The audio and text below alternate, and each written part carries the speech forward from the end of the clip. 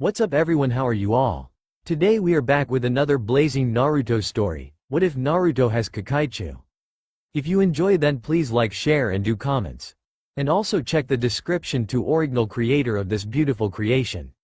It was October 10th, 6 years after the Kyuubi attack. The entirety of Konoha was filled with the cheers and celebrations to the death of the Kyuubi no Kitsune. The bars were filled to the brim with celebrating shinobi. The festival was brimming with joy. It appeared as if everyone was having a good time, appeared as the key word. On the other side of town, a young child, blonde-haired and with beautiful cerulean blue eyes, is sitting alone in his rundown apartment complex. His name was Naruto Uzumaki, the container of the Kyuubi no Kitsune. He was an orphan, he had no friends, and he never knew love. He had been sitting in the apartment since morning. His Gigi had told him that he was to remain in his apartment on this day, his own birthday. It was funny really, the day that was supposed to be the best in the year was actually the worst. Naruto would get constant beatings, and on his birthdays they were the worst. Last year he had gone to the festival and was attacked by a group of drunks. He had been cornered in an alley and beaten near death. When he awoke, he found himself in the hospital again. He had been literally thrown out the next day, only to return the day after with an even worse condition. After that, his Gigi told him that he was to stay inside on his birthdays, and so here he was, alone, waiting for his Gigi to unlock the door the next day. Naruto decided to go to the kitchen and check on his project. He got up and quickly went to the kitchen where his project was. Sitting right there was probably the most beautiful plant anyone had ever seen. It had beautiful leaves that had a perfect texture. The flowers drooped in the morning, but at night they stood up to show a beautiful blue flower. It was probably the rarest and most difficult flower to grow in all of Fire Country. It was called a tenshirin, or angel's orchid. It was so difficult to grow that no one was able to tell if the legends about it were true. It is said that when the orchid reaches the end of its first pollination cycle, the stems release nectar that is said to cure all poisons. It was also said that the orchid could regrow a destroyed limb in under a few hours. Some even said that it had such a high water content that it was incapable of being burned. Naruto had gotten a seedling when he was on a trip with his Gigi to the fire daimyo. He remembered that day so well that he could see it every time he closed his eyes. Flashback. The Sandaime had gone to the fire daimyo to secure a meeting with the newest daimyo of Hai no Kuni. Since he was too afraid to leave Naruto in Konoha without his protection, he decided to bring him with him. When they arrived, Naruto was quivering. Over the years he had been abused so badly that he became extremely wary of other people, fearing they would hurt him. Naruto had lost many a chance to make friends because of it. The daimyo personally met Sarutobi at the gates with a young girl. She was about a year or so older than Naruto. She was introduced as the daimyo's daughter. Naruto quickly hid behind his Gigi's legs. The girl saw this and walked over to him. "Hi, what's your name?" Naruto looked at the girl with a quivering expression. Naruto Uzumaki. He edged away as she got a little closer.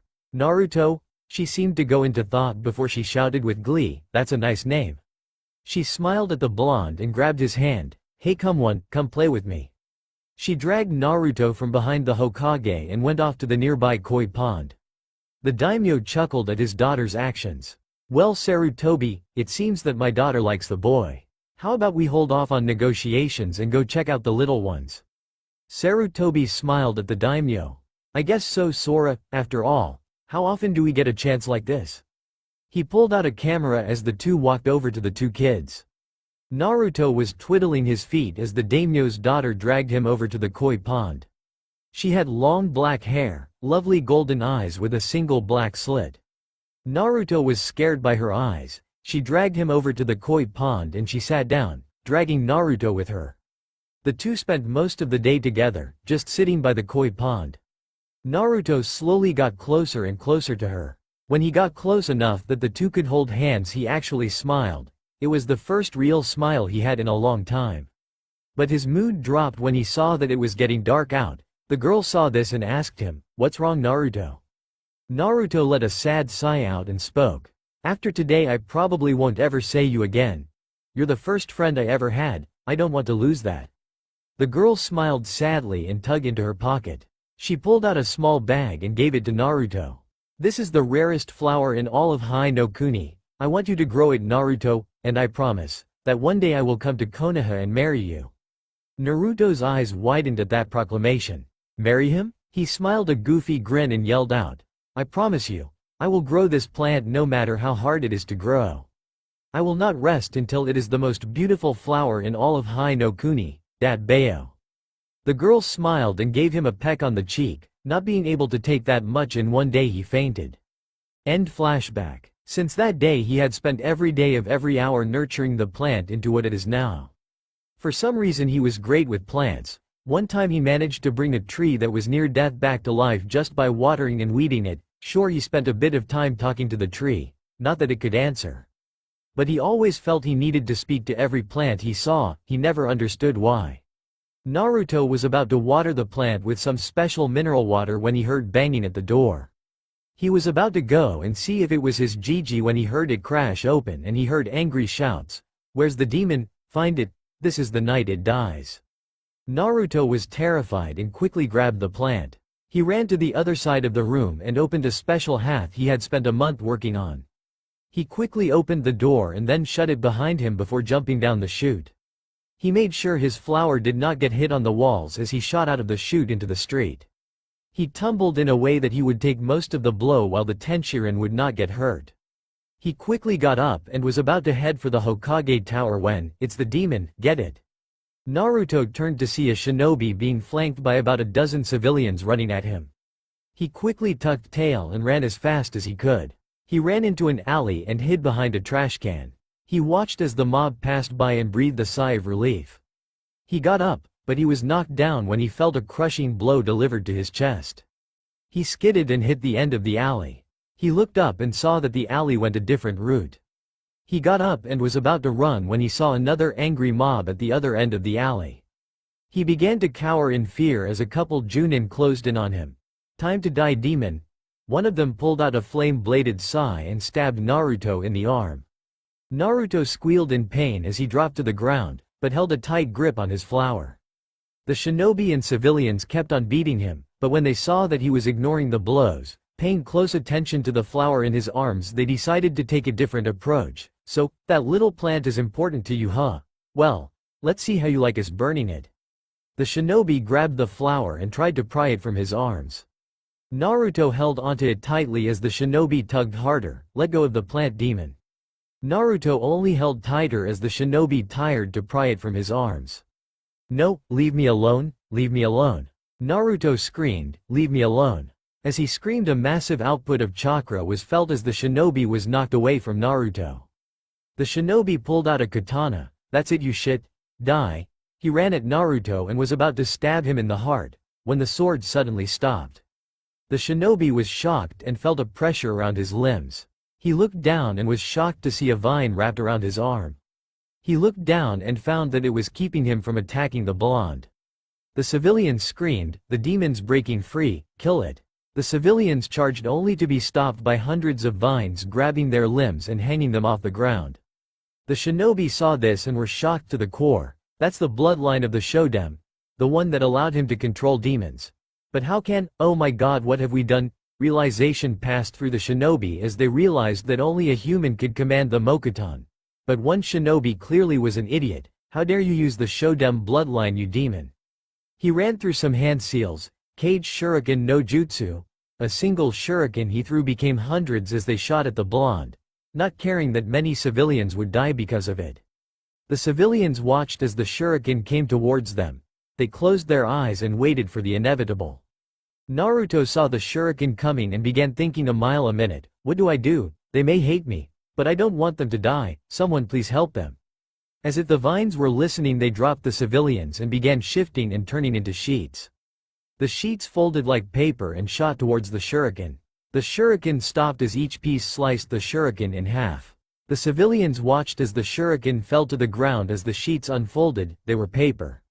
The paper went straight towards Naruto and began dissipating into raw chakra. As the chakra entered the body, Naruto collapsed. The shinobi ran towards the blonde as the one that threw the shuriken was restrained. The civilians looked at Naruto, confused and afraid. Why would the demon save them? The shinobi were mentally hitting themselves for being so stupid. The one who led the mob grabbed Naruto as carefully as he could. He was amazed that the blonde was holding so tightly on the plant.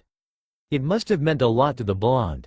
The shinobi quickly turned around and ran to the hospital, paying that the damage he did was not life-threatening. The next day, council chambers. When Sarutobi had heard of Naruto's condition, he was outraged. But he was happy that Naruto finally unlocked the Mokuton. Now the villagers could not say he was Kyuubi. When he told the council, he was hoping for good reactions. However, this is not what he expected. The council demanded to know how it was that the demon brat had the Mokuton of the Shoden.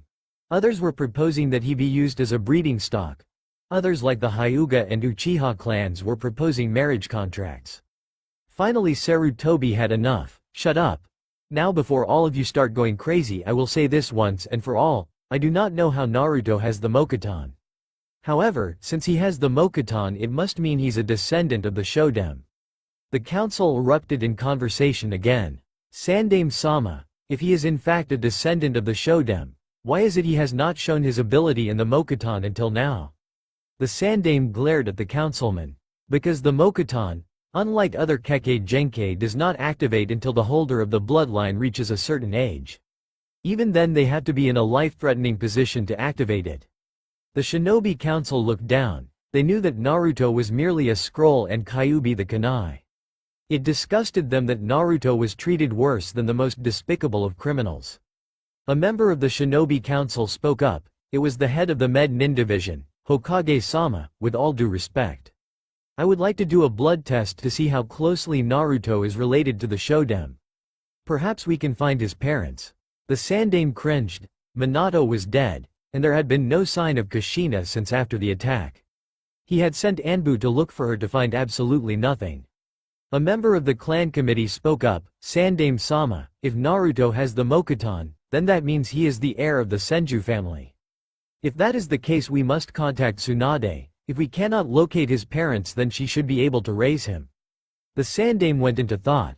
He had been trying for years to get a reason for Tsunade to come back. Maybe the chance of meeting family would be enough to bring her back.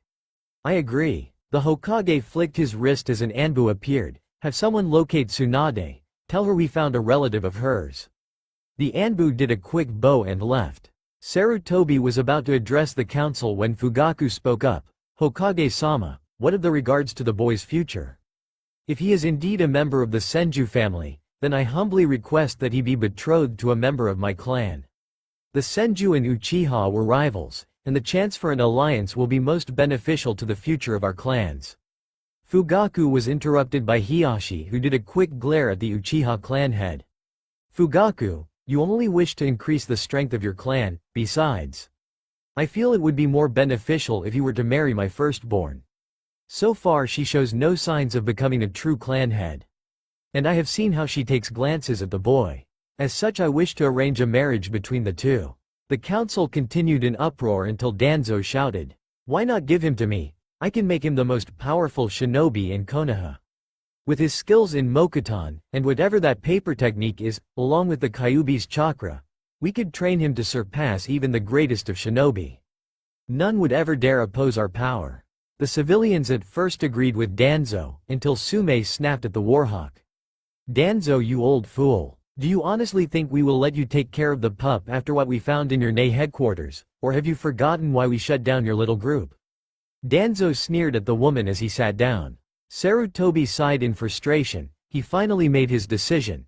I will allow the medical corps to take a blood sample and attempt to find his parentage.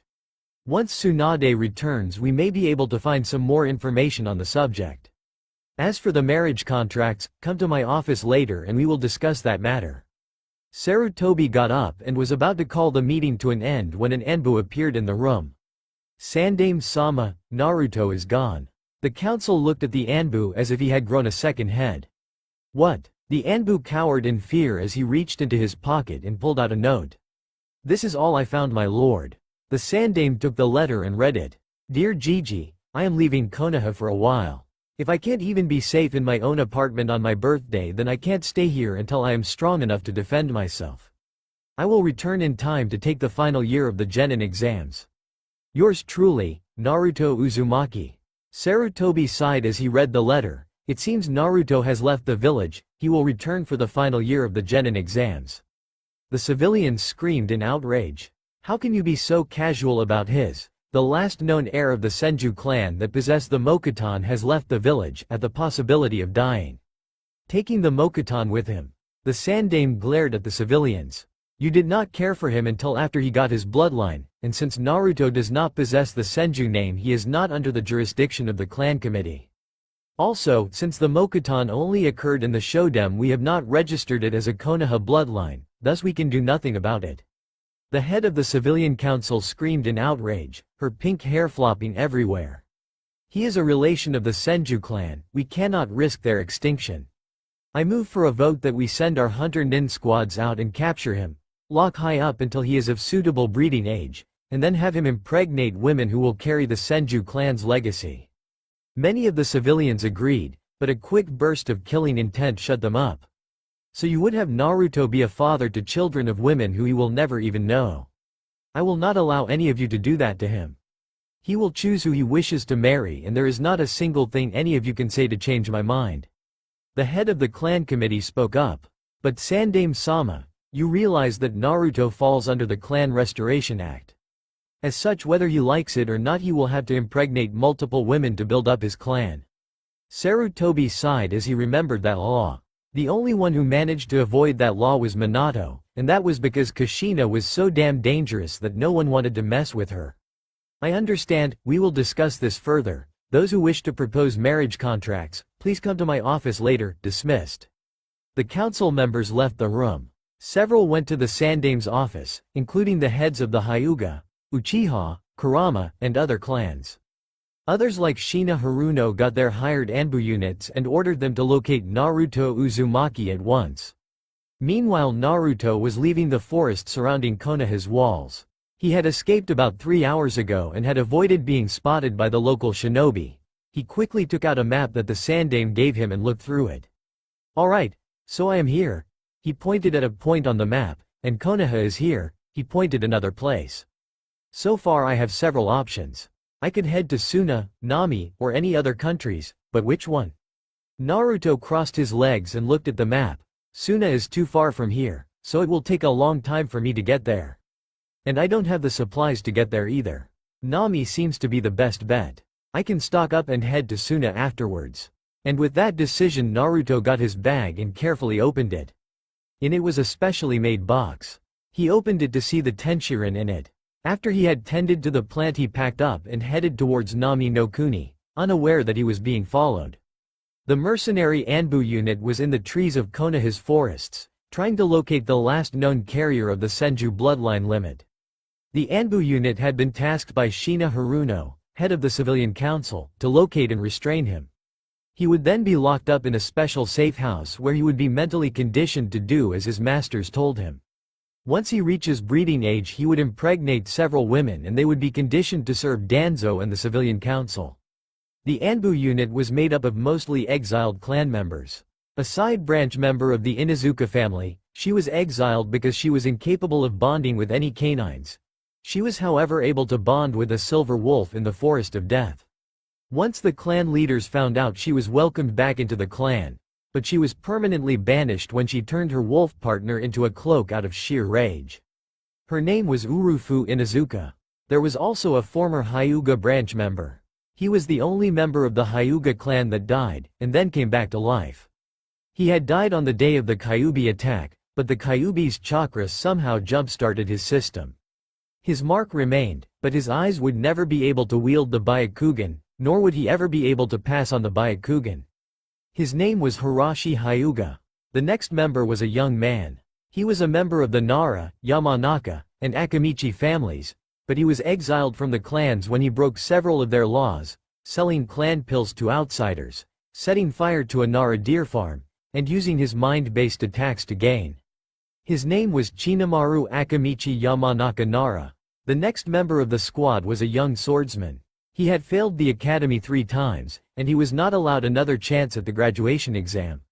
His ability to use chakra was destroyed when he was 12 by the Kyuubi attack as it fried his systems. He as well as his older brother had the same disease that their father had. His name is Kazuma Gecko. The final member of the team was a pale-skinned man. His eyes were a golden color with black snake slits. His nails were black and sharpened, his fangs laced with toxic venom. He had a slim but muscular texture to his body. His name was Hebimaru, the son of Orochimaru. The five had been recruited by the underground mercenary guild in Konoha. Each one had their reasons for joining. Urufu loved to hunt exotic things. Hirashi had nowhere to go, same with Chinomaru. Kazuma had grown tired of being compared to his brother, and Hebimaru was hated for being the snake Sanin's son. Hebimaru looked around when he saw an indent in the dirt. Everyone, come here. The group followed Hebimaru and landed around the indent. Urufu, see if it's the sprat. Urufu sniffed the ground and grinned. Yep, it's the kid all right. The group grinned, but Hebimaru kept a calm demeanor. Which way did he go? Urufu sniffed the ground again. She tilted her head towards her left and smirked. Good, let's go. The group ran down the path Urufu indicated, fully intent on capturing their target. With Naruto. Naruto was dead tired. He had spent the last week walking towards Nami no Kuni, had eaten berries and birds for food, and he had no source of water since he was on the seacoast. Naruto sighed as he continued to walk. Maybe this wasn't the smartest plan. I am only what, 6? How the hell am I supposed to take care of myself out here? Naruto continued walking. He stopped when he heard people jeering. He looked in the direction he heard it from and found a dock. He looked closer and saw there was a group of kids about his age surrounding a little boy. He ran over to find a sight that severely pissed him off. 3 boys about a year older than him were surrounding and picking on a kid at the age of 3. Naruto quickly ran across the bridge as he listened to their conversation. Because of your new father, our parents punished us. The clear ringleader said. Yeah, how's about we show you your place, Brad? The boy pushed the little kid to the ground. Please, leave me alone. The kids laughed at the boy as the last kid pulled up a plank of wood. Sayonara, shit stain. The kid swung the plank and, hey, the kids turned around to see a blonde-haired kid with blue eyes staring at them. Leave the kid alone. The kids laughed at the statement. And who's going to make us, you? Naruto smirked and ran at the boys while they were still trying to recover from laughing so hard. He grabbed the ringleader's hair and brought his head down, smashing his knee into his face. He then grabbed the plank out of the boy's hand and swung it right across the other two's face. The 3 tumbled down as Naruto slammed his foot on the ringleader's back. You were saying? The other 2 quickly got up and ran as fast as they could. Naruto quickly kicked the leader in the stomach as he too ran off. He then turned towards the young boy. He was quivering a bit as Naruto approached him. Hey kid, you alright? The boy was shocked at Naruto's kindness, but he answered. Why yes, mister. Naruto chuckled at the statement. Call me Naruto, what's your name? The boy seemed to perk up. Inari, thank you for helping me. Naruto helped Inari to his feet, but when Inari cringed, Naruto looked at his leg. It was injured and swollen. He doubted he would be walking for a few days. Okay kid, looks like either you will have to limp back home, or I will carry you. Naruto did a goofy grin. The second option is probably better. He scooped Inari up in his arms and began walking down the docks. So, which way is your house? Inari got a meek smile on his face as he answered. It's across the river. Naruto mentally face faulted at that, but I know someone who can take us across. Naruto smiled as Inari directed him to where they could get across. The man who took them across brought them over free of charge. When Naruto asked why Inari was all the way out here, he said it was because the boy's parents offered to take him around while his Ka-chan had the day off. The 2 walked through town. Well, more so Naruto walked through town while Inari was on his back. They finally arrived at a nice little house on the shore. Naruto walked up to the door and used his foot to knock since his arms were being used to carry Inari. He only had to wait a few moments when the door opened to reveal a very beautiful woman with silky black hair and lovely brown eyes. Her eyes widened when she saw Inari. Inari, what happened? Naruto was about to explain when the woman grabbed his shirt and dragged him in. He followed the woman. She dragged him all the way to the living room and sat him on the couch while she tended to Inari's sprain. She cast a sharp glance at Naruto. What happened to my baby? Naruto immediately felt scared and began to sweat. He quickly explained what happened. When the woman glanced at Inari for confirmation, he quickly nodded. The woman gave a nervous smile at Naruto. Sorry, it's just that too many people pick on my little Inari. But why was he being attacked by those boys? I am going to have a talk with their mothers about this. Naruto smiled at the woman as the door opened. In walked a man with black spiky hair and an X-shaped scar on his chin. He seemed to wear fisherman's clothes. He looked at the scene in the living room and gave a stern look at the blonde. Have you been harassing my son? Naruto quickly retold the story and the man smiled. Good, I am sorry, but I don't like seeing my son get hurt. Anyways, why don't you stay over for dinner, unless of course you have to be somewhere? Naruto smiled. Sure, why not? The family sat down to a meal of fish and salad. Halfway through the meal an elderly man came in. His name was Tazuna and he was Inari's grandfather. Once he was told of how Naruto helped out Inari, he grabbed the boy in a headlock. Ha, you're alright kid. Hey, how's about ya come with me tomorrow? I can teach ya a bit of stuff while we're there. Naruto smiles at Tazuna. Sure, why not? I have nowhere to be for a couple years. The family was shocked by this. He didn't have to be anywhere for a couple years. What about his parents and family? Tsunami spoke up, but Naruto, won't your friends and family get lonely? Naruto dropped his smile at the mention of friends. He looked down before he let a sad smile cross his features. No, I have no friends, and my family is either dead or abandoned me. The table went silent when they heard the abandoned part.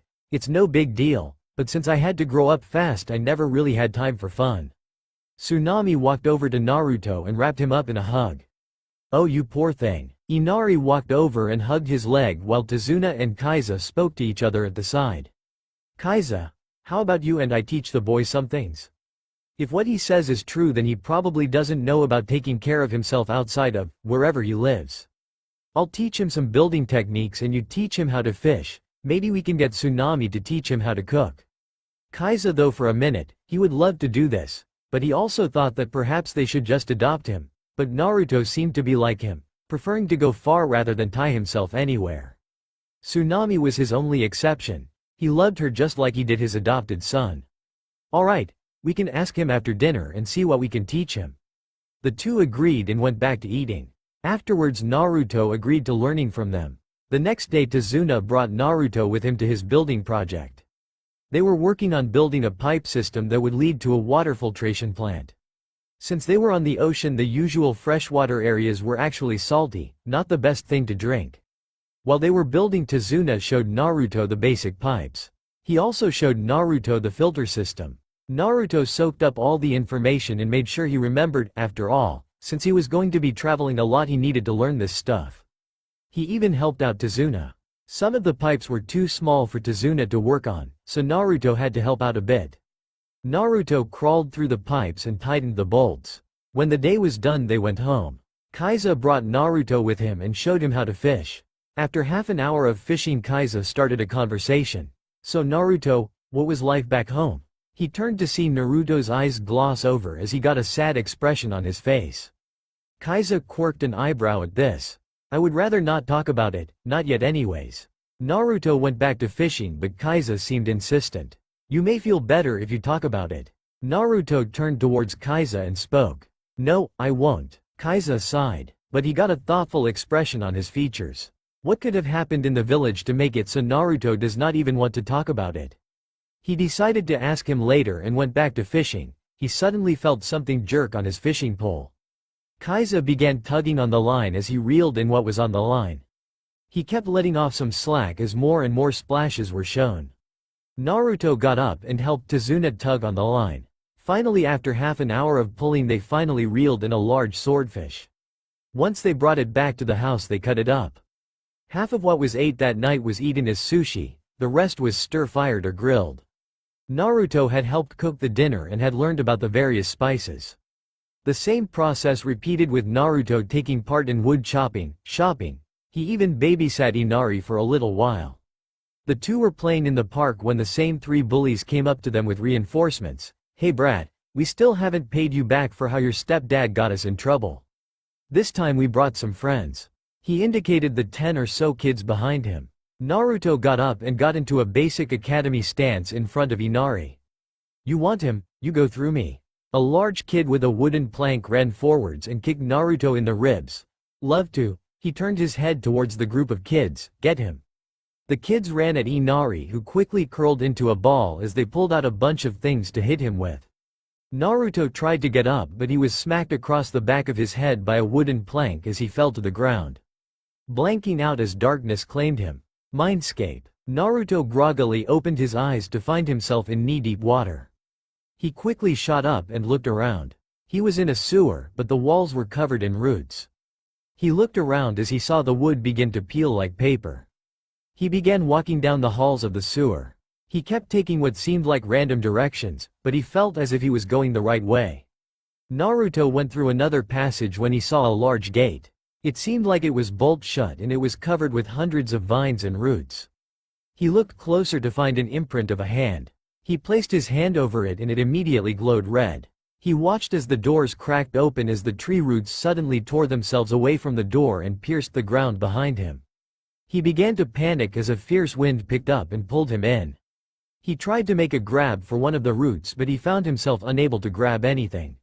He was finally pulled through the doorway as the gates closed with a slam. The wind stopped as he began to tumble. He pushed himself up and brushed himself off. He looked around as he saw the room light up with hundreds of seals wrapping around the room. He saw a pedestal with 2 palm prints on them and walked over. What the hell, what is going on? Naruto sighed as he placed his palms on the handprints. Oh well. The handprints glowed as his body was charged with a warm energy. It was calm and serene. Outside of Mindscape, Naruto suddenly awoke and looked up. The group of boys were about to wail a beating on Inari that would permanently injure him. He threw an open palm strike as a mass of tree roots ripped from the ground and wrapped around the boys. He then twisted his wrist as the roots went upwards, suspending the boys in the air. The large boy that knocked him down grabbed a plank of wood and threw it at Naruto. Naruto swung his arm as the board was sliced in half.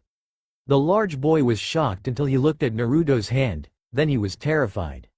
Naruto's hand had turned into a blade that looked like it was made from paper. The blade quickly shifted and folded until it was a simple hand again. Naruto ran at the boy and kicked him in the stomach and then threw his arm out as a root came out of the ground and wrapped around the large boy. Naruto walked over to the bound 6-year-old and sneered in his face. How do you like me now? He added a bit of killing intent to make his point.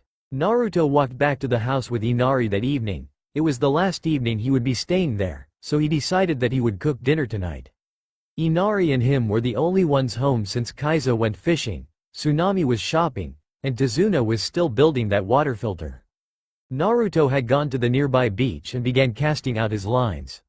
He brought in about 3 salmon, 1 blowfish, and a lobster. He quickly grabbed the fish and ran back to the house. On his way he stopped when he saw a patch of herbs. He looked through them and found the perfect herbs for the dish he was planning. When he got home, Inari had already set the table and was getting out some cups. Naruto looked at the clock. He only had 3 hours to cook the meal before they all got home. Naruto quickly pulled up a stool and got to work.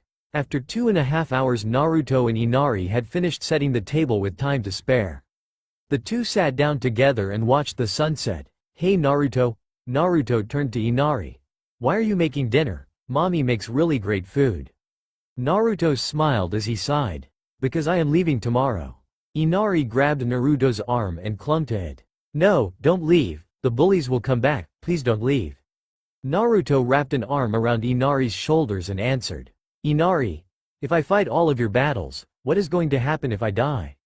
Inari got a defiant smile on his face. You won't die, nobody can kill Naruto ni-san. Naruto smiled as he looked at the sunset. I wish that were true, I truly wish that were true. Naruto perked up when he remembered something. He looked into his pocket and pulled out a kunai knife. He looked at it, it was a blunt kunai with a rusted tint to it. It was his favorite kunai. He had gotten it from his first sensei. She had helped him out so much. But a week later she was fired and replaced with a cruel teacher who would belittle him in front of everyone. Naruto placed the kunai in Inari's hand. Inari, out of all my possessions, this is one of my most important. I am giving you this, and I promise I will return for it. Inari let a tear fall from his eye. Promise? Naruto smiled. I promise. The two looked as the sun finally passed over the horizon. In Konoha, Fugaku Uchiha was growing irate. He had sent out those 5 Anbu over 2 weeks ago to find the last wielder of the Mokuton and they still had not come back. He was growing very annoyed. The Sandame had approved all 3 of the contracts from the Kurama, Hyuga, and Uchiha clans. But at the moment it seemed like the other 2 clans would be able to fulfill the contract. None of the Uchiha parents were willing to give up their daughters to the heir of the Senju. It seemed that tensions between the 2 clans still existed. Fugaku was about to go through the documents, seeing if he could find some sort of loophole when he heard knocking on his office door. Enter. The door opened to reveal Funu Uchiha. She alone was the last remaining descendant of the original leader of the Uchiha clan. She was considered a monster amongst the clan, same with both of her parents before their deaths. Funu, what are you doing here? Funu walked forwards. She was about 8 years old, and she already showed potential past Itachi, but because of her heritage she was never considered for early promotion. Fugaku-sama, I understand you are having difficulties in finding someone to wed the heir of the Senju. Fugaku narrowed his eyes. Yes, what does it concern you? Funu spoke and released an imposing aura. I wish to be the one offered to the Senju heir. Fugaku's eyes widened. Funu was extremely picky about who she hung out with, and now she was asking to be the one who married the heir of the Senju, the heir to her ancestor's rival? Why, since you are a direct descendant of Madara, I expected you to hate the Senju more than anyone. Funu sighed and continued, it is for the exact reason that he is the heir of my ancestor's greatest enemy. I wish to see how powerful he is. Plus, our children would be incredibly powerful, thus giving the Uchiha clan both the Sharingan, the Mokuton, and whatever abilities he learns. Fugaku got a thoughtful expression on his face. She raised valid points, and since she was not the heiress of the clan, then all of their children would be directly controlled by the clan head, namely Itachi or Sasuke.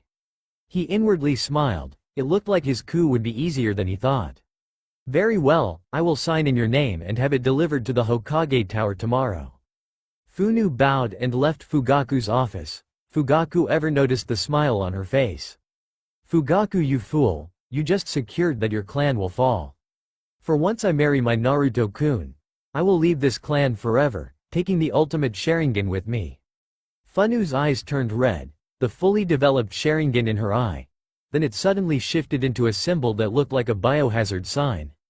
Hyuga compound. The Hyuga compound was locked up, serene, quiet, until Hiyashi told Hinata she was now betrothed to Naruto. The elders were rolling on the floor clutching their ears when Hinata let loose a fangirl scream that would probably take down the Kyuubi itself. Hinata herself was jumping up and down on her father's stomach saying thank you over and over again. The branch members that were watching could barely contain their laughter, except for one Neji Hyuga. Hinata had a massive grin on her face as she was bouncing around, screaming how their wedding night would be one to remember, the flowers, the dress, the chance of a family. Hitomi, Hinata's mother, was standing off to the side with her newly born daughter Hanabi. She was smiling that her daughter got the man of her dreams, just like she got with her Hiyashi-kun. Hiyashi, he was starting to regret telling her before she turned genin. After all, that was when the two would get married. It was also the day after that Naruto would marry the heiress of the Kurama clan. He had no idea how Fugaku was going to get Naruto to marry someone of his clan. But he had to smile at the fact that his daughter was so happy. With Naruto, 2 weeks later, Naruto had left Nami no Kuni the day after. He had then headed straight towards Suna. He had stopped in 3 cities on the way. One where he had gambled a bit. He remembered that it was Tanzaku town or something like that. He had won over 200,000 ryo at an old gambling hut. The place after that became so popular that the business increased tenfold. Naruto had just arrived in a border town of Suna. He had rented a motel room in the middle-class district. He had quickly gone to bed the moment his body touched the mattress. The next day Naruto went to a nearby weapons shop where he hoped to buy some equipment. Naruto had not set 2 feet in the door when he saw someone enter an alley dragging a black sack. He was curious as to what was going on and walked towards the alley. He looked to find a red-haired teen wearing a sand-colored cloak and a scorpion mark on his armband. He looked closer to find that he had a Suna headband, but it had a slash mark through it. He looked closer and watched as the man opened the sack to reveal a dead body. Naruto watched in fascination as he inspected the body. He combed the body over with a calculating eye as he ran diagnostic jutsu after diagnostic jutsu over the body. He seemed to be pleased with the body as he smiled. He quickly packed up the bag. Naruto tried to get a closer look, crash, and knocked over a bucket of glass. The man turned around and saw Naruto. He quickly turned and ran as fast as he could. He looked behind to see that the man was slowly following him. Naruto ran even faster. He turned down an alley that had a bunch of trash cans. He ran to the end of the alley and it pointed two different ways. He turned to see the same man casually walking down the alley. Naruto panicked and ran left. He exited the alley into a large crowd of people. They were all dressed in masks, some were Oni masks, tiger masks. Hell, there was a mask of every possible animal you could think of. Naruto turned and looked behind him. The man wasn't there. He breathed a sigh of relief. "Excuse me, child." Naruto's blood turned cold when he heard that emotionless voice. "Might I ask what you were doing watching me?" Naruto swallowed as he kept saying the same mantra in his head. "Oh shit, oh shit, oh shit." Naruto was about to run when he felt a cold hand grasp his shoulder. He slowly turned around as his eyes widened when he saw who was behind him. It was the exact same man from the alley. Naruto did the only thing he could think of at that moment. Thump! Naruto fainted in the middle of the street. The man bent down and looked at Naruto. Such a strange child. Well, might as well take him with me. No sense leaving him in the middle of the street. The man picked him up and carried him in his arms as he began thinking, the child is clearly only 6 or 7 years old, and by the looks of it he is an orphan, I wonder, the man smiled to himself as he carried Naruto to his apartment in the red light district.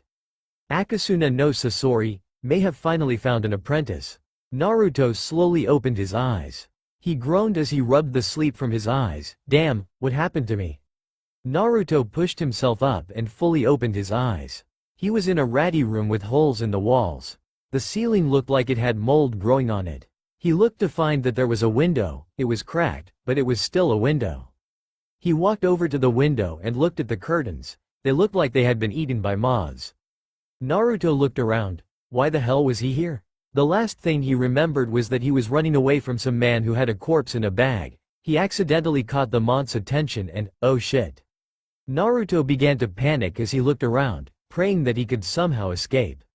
He ran to the door and grabbed the handle as he turned it, to find that it was locked. He looked at the window and ran to it. He opened it up, sending a few shards of glass in random directions. He stuck his leg through the window and was about to jump out, when he saw how high up he was. The room was at least on the 3rd floor. No, make that 4th floor. Naruto went back in the room and looked around, trying to find some way to get out. He looked around, but he stopped in his tracks when he heard the doorknob begin to click. He looked around as the door opened. Akasuna no Sasori walked through the doorway carrying a black bag the size of a man. He looked around and spoke. Looks like he got away. He walked and put the bag on the bed, or did he? He slowly stepped around the room. If he did escape, how did he get away? And if he is still here, where is? He snapped his head to the left towards his closet. He twitched his fingers as the closet flew off its hinges, revealing Naruto cowering in the corner. He quickly ran to the window and was about to jump out of it when Sasori quickly shunshined behind Naruto, grabbing his shirt. Naruto struggled as he tried to get out of the mont's grip. Let me go. I haven't done anything to you. Sasori threw Naruto on the bed right next to the bag. Naruto looked up in fear. Sasori walked forward and sat on the side of the bed. Naruto was confused. Why was the man not trying to kill him? Sasori let a dry chuckle escape his lips. Don't worry, child, I have no intention of hurting you. In fact, I brought you here because you seem to be in bad condition. A good thing too, it was supposed to get pretty cold this evening, and with what you are wearing you won't last long. Naruto looked down and had to agree. All he was wearing was a loose set of rags, a worn-out pair of socks, and only had a bag of crackers. He lost the rest of the food when he was jumped by a pair of kids 3 days ago. Naruto nervously smiled but let his face fall. Sasori saw this. I also saw a bit of potential in you, boy. Naruto looked up. You seem to have massive chakra reserves, enough that you will have a severe amount of trouble depleting them, but since you are young, and if taught to control it properly, you could be great. Naruto smiled at the mont's praise. "Thus, I wish to take you as my apprentice." Naruto looked up in shock. Really?" Sasori nodded his head. "Yata, so when do we start?" In Tanzaku town, Tsunade and Shizune were carrying a sack of loot. After Tsunade had lost all of their grocery money, Shizune had pushed her out of the way. In less than 10 minutes they had managed to get 10,000 ryo. Shizune chose to carry the bag. Tsunade however wanted to continue gambling. "Come on Shizune, just 1,000 ryo." Shizune turned to her master. "No. 500 ryo? No. 400 ryo? No. Tsunade-sama, you need to get out of this gambling habit of yours. We already have debts with several influential individuals. We don't need any more fees we have to pay when we don't even have enough to pay for the debts we have." Tsunade slumped her shoulders. The two had been traveling for the last 6 years. They were both registered as Konoha shinobi, but they chose to leave Konoha. The last time they were in Konoha was 6 years ago when Minato's child was about to be born. If they had not been there, then Kushina would have died in childbirth. After the Kyuubi attack, she watched as the hospital was set ablaze. She ran into the hospital and found that almost everyone was affected by the Kyuubi's malevolent chakra, most of them going into shock. The next day she fled the village with Shizune when she was told that Kushina and her child was dead. The two entered their hotel room, Tsunade Senju. They looked to find a Konoha Enbu standing in the corner.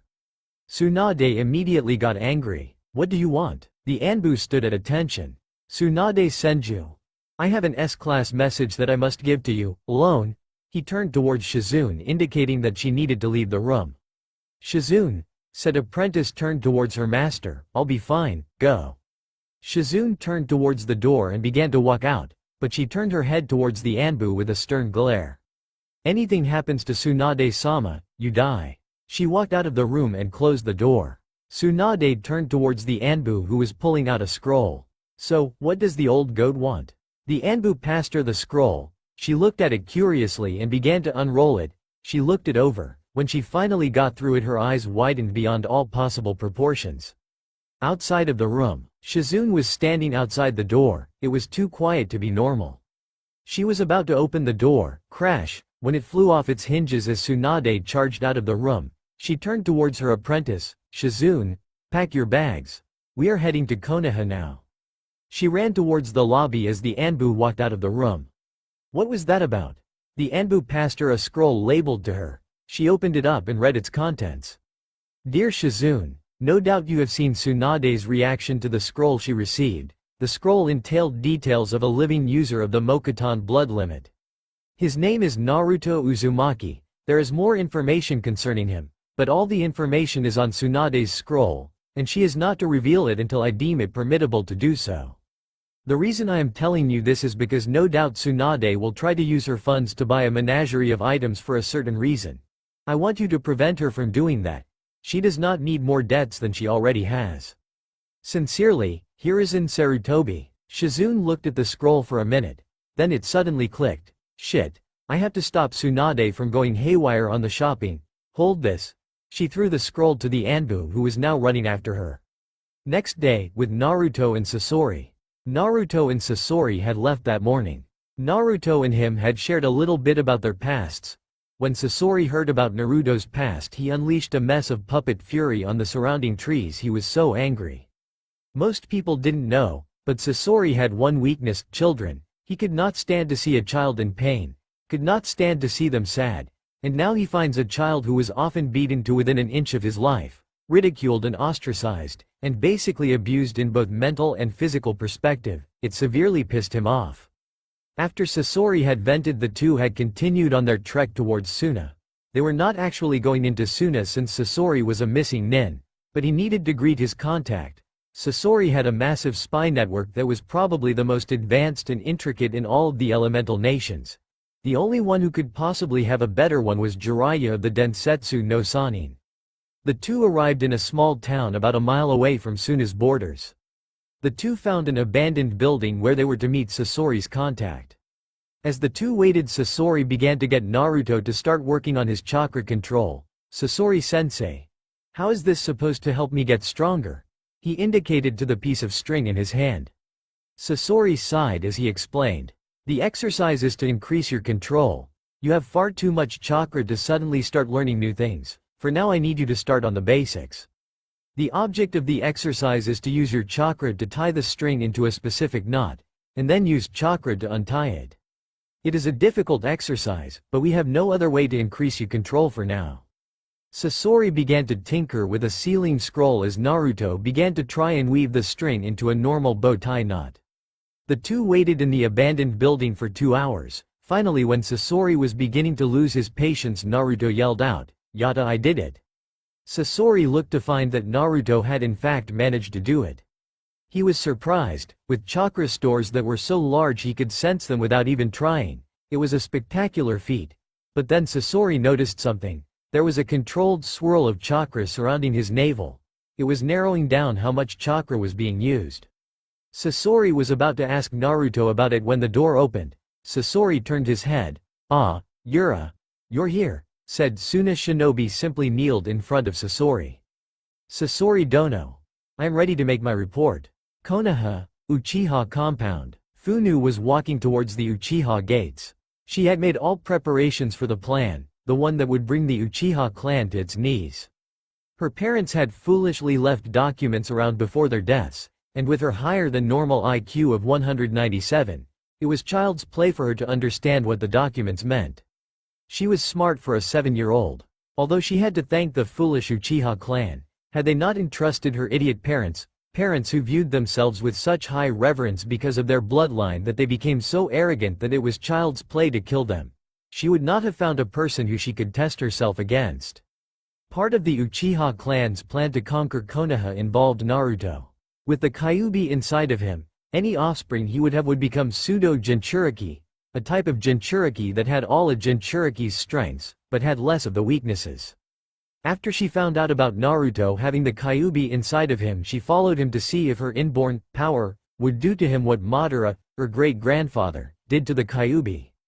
But when she found him, beaten and bruised, left near dead, she could not bring herself to do it.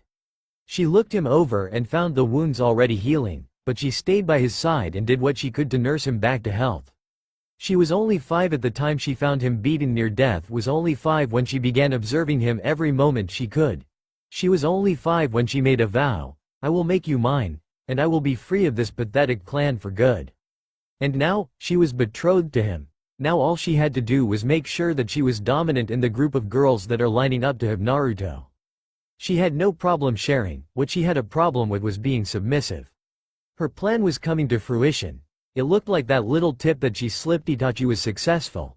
Now all she needed to do was let the pieces fall into place, and she would be the only Uchiha left alive, and the Sharingan, no, the perfect Sharingan, would belong to the Senju clan, and the Uchiha clan would fade into the pages of history. She thought about her ancestor, Madara. "You were a fool. You had the chance to gain a powerful bloodline when the Shodem sister offered herself to you. But your arrogance blinded you to the truth. But soon, the gift you passed on to me will be in the Senju clan." Funu activated her eyes and spoke, "Ninpo. Shunshin no Jutsu." She disappeared in a swirl of black flames, going to a safe house, while the Uchiha clan was massacred. Kurama compound. Yakumo was painting in her room. Her father had told her she was to be betrothed to the heir of the Senju clan. She accepted, not caring in the slightest. She was far too depressed to care. A week ago her teacher had sealed up her Kekkei Genkei. She felt such betrayal. She regressed herself into a shell. Her parents were worried about her. They asked Kurenai why she sealed up her bloodline. Her only reply was, "She needs to learn control." Her parents tried to get her to explain, but Kurenai left before they could question her further. Lately Yakumo has been having constant nightmares. Nightmares where an Oni takes over her body and uses her to its own ends. This worried her parents, as it was a sign that the darker curse of her bloodline had finally come out. She only found solace in her paintings. Before she heard of the engagement she painted scenes of darkness and pain, but after the engagement she began to paint happier scenes of weddings, flowers, mountains. Yakumo was painting furiously, trying to get out what was so intently on her mind, but every time she made a brush stroke she heard that same voice, "Let me." She tried to shake it off but it kept coming. Finally she began to lose consciousness as she tried to finish the painting. When her eyes snapped closed she snored, her eyes opened revealing glowing orbs. She suddenly picked up the brush and with a wicked smile began to paint a picture. She grinned wider with each second, she finally placed the brush down, perfect. Suddenly Yakumo fell back to sleep as the painting was revealed. It was a painting of a burning Konoha with a silhouette of a wedding in the flames. The male had glowing crimson orbs. With a silhouette behind him. A silhouette of 9 tails. Time skipped 3 days later.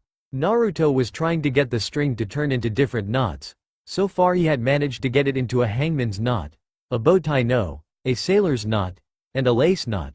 But he was still having difficulty with the kunai wrap knot. Sasori had described that the knot was basically the wrapping around a kunai handle.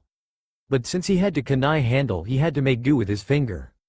Thus making it more difficult to properly channel the chakra through the fingertips. Naruto looked over the knot Sasori had made to see what he was missing.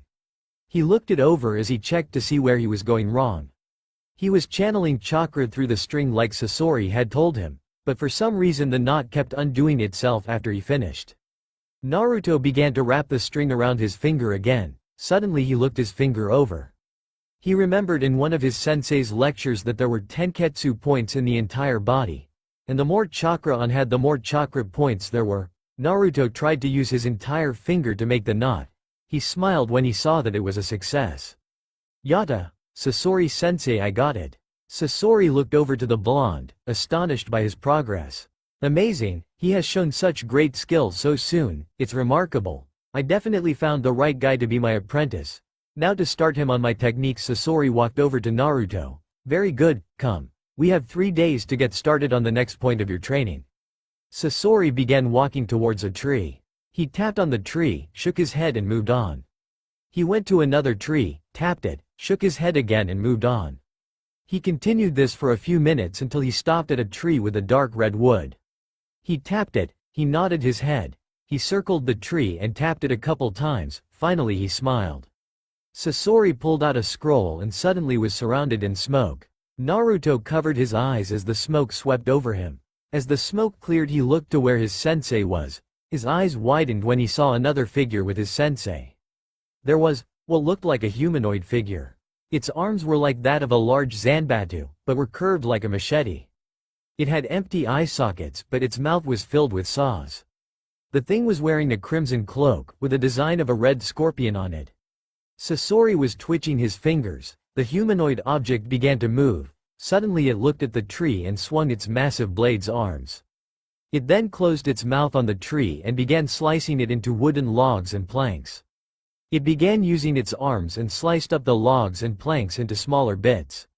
The logs and planks fell to the ground into a neat pile. Sasori pulled out his scroll and suddenly the object vanished.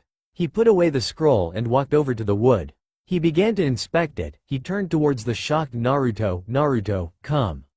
He pulled out a scroll and opened it. The wood disappeared in a puff of smoke. Naruto slowly walked towards his sensei as they headed to a cave. When they got there Sasori set up a fire using some of the wood that he deemed unfit for usage. Finally when the two sat around the fire Sasori spoke. Naruto, as you saw my art revolves around puppetry. I will start you off with a simple design to work on. After that you will begin to design your own form of puppet. Once you have created a few decent, regular puppets I will introduce you to the pinnacle of my art. Sasori unconsciously placed his hand over where his heart should be. Naruto was curious about this but chose to ignore it. For now, I wish you to create a simple battle puppet. Sasori pulled out a scroll and passed it to Naruto. Naruto looked at the scroll and opened it. Sasori-sensei? Sasori looked at his new apprentice. Yes, what is it you require? Naruto looked away, as if he was ashamed of something. I can't read kanji. Sasori's eyes widened at this. For a child at 6 years old to not know how to read, it was barbaric. Sasori spent the day teaching Naruto how to read the scroll. Naruto finally got the hang of it and began to read it on his own after a while. The next morning Naruto began to use the wood and began to craft a battle puppet. The design was humanoid, but Naruto shaped the fingers to resemble talons. Naruto also carved in his own insignia. A tenchiren flower with red slitted eye in the middle of it. He did not know why he put it there. Naruto worked on the puppet for several days. applying gears and joints to where Sasori indicated. Finally, after 3 days of working on the puppet, it was now functional, at least from Naruto's perspective. The puppet resembled a simple mannequin. Its mouth was filled with sharpened teeth. Its shoulders had planks of wood that had a storage seal on each one. The hands were replaced with claws, each nail curved to resemble a talon. The eyes were red and had black slits in them. For some reason Naruto felt the need to place them there. Sasori inspected the puppet. He began using his chakra strains. He quickly got the handle of it, but he noticed that there were some quirks in the design. But he was not surprised. After all, Naruto did not know how to read until a few days ago. He looked towards his student. Well done, however, you made the bolts too tight on the left arm, and the neck movements are too loose, but besides that the design is quite good. Now, we will begin the next step. A week later, Naruto and Sasori were heading towards a village in the land of rivers. Sasori had made a contact in one of the major villages, and he was now awaiting the end part of the bargain. Naruto's outfit had changed a bit. He was no longer wearing rags. He now wore a long black poncho with tattered edges. The hood shadowed his entire face, as well as provided a way to shade oneself from the sun. Underneath the cloak he wore a wire mesh shirt and a set of black hakama pants. The poncho had 3 pouches, all 3 contained scrolls. One had his completed battle puppet, and the other 2 contained his new puppet designs. Both were works in progress. Sasori was now using his Hiriko puppet. Naruto had wanted to know why it looked so much like a human, but Sasori had told him he would find out when he was older. Sasori wanted to wait until Naruto was skilled enough in puppetry before he dropped the bomb of human puppets on him. The two had entered the town. Naruto was holding a scroll at the ready. Sasori had told him to always be wary of others, and now that he was meeting a strange man that Sasori had told him he had only met through a various series of spy networks, he was extremely edgy. The two arrived at their intended destination. It was an old cave near a river. The cave was covered by a genjutsu. Sasori placed his palm near the cave entrance and the genjutsu dropped, revealing a beautiful pagoda door. The door opened as the two walked through it. When they entered, there was a light in the middle of the room with a man wearing a black cloak with red clouds standing to the side. His face was covered by a straw hat with bells on it. The man spoke with a stoic voice. "Akasuna no Sasori, I have what you asked for." He reached into his cloak and pulled out a scroll and passed it to Sasori. Said missing nin took the scroll and gave it to Naruto, who placed it in a pocket in his hakama pants.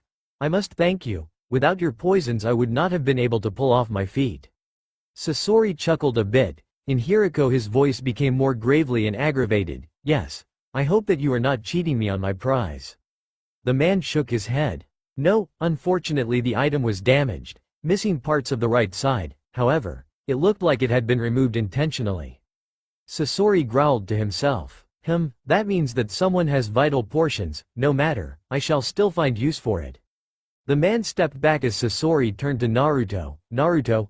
No one noticed the mont's eyes widen. "Please leave the room for a few moments." Naruto nodded his head and exited the room. Sasori looked back at the man. "So, by the change in your chakra, and the stance you are in, you must know this boy." Said man looked down. "Yes, I knew him before. I used to watch out for him on the Sandame's orders. He was such a nice boy." The man looked down as Sasori pondered. "Yes, he is a nice boy, and he shows amazing potential in my art. Hopefully he will surpass me before I expire." The man nodded his head.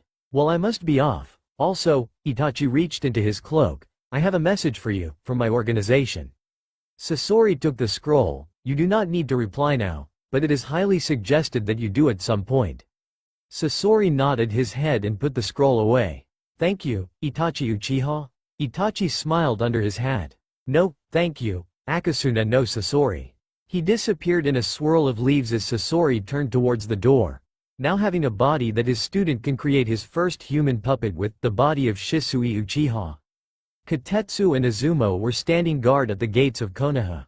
Ever since Tsunade's return 5 years ago they had been placed on guard duty constantly. She had taken up the position of Godem and had proceeded to punish every individual who had ever hurt Naruto. No one has been told the relation as far as blood between the two, but if he had the Mokuton then the two had to be related in some way, and that was more than enough reason for Tsunade to want vengeance. Kotetsu and Izumo had been spared from her wrath. They had never harmed Naruto, nor have they ever assisted him. Now that they thought about it, there was a lot more they could have done for the blonde. Kotetsu sighed, "Man, I really miss that Gaki." Izumo sighed as he slumped down. "I know what you mean." Izumo then thought about something. "Hey, didn't the Sandame say that Naruto would be returning before the final year of the academy?"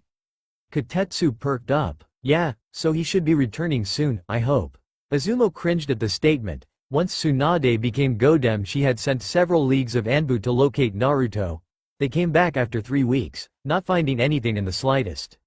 They were about to fall asleep. Cling, they heard the ringing of bells.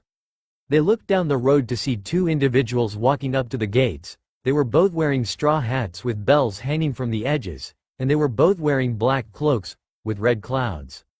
Akatsuki, Jiraiya had explained for everyone to watch out for them. Kotetsu and Izumo were about to get into battle position, when one of the individuals suddenly disappeared. They went wide-eyed before they felt a pressure at the back of their necks, as everything went dark. Tsunade's office. Tsunade was brushing through the documents as quickly as she could. Ever since she came back to the village, she had been extremely edgy. Once she found out how her relative was treated, she had gone completely nuts. In a matter of days, she had managed to destroy several restaurants, level the orphanage, and destroy his old apartment complex.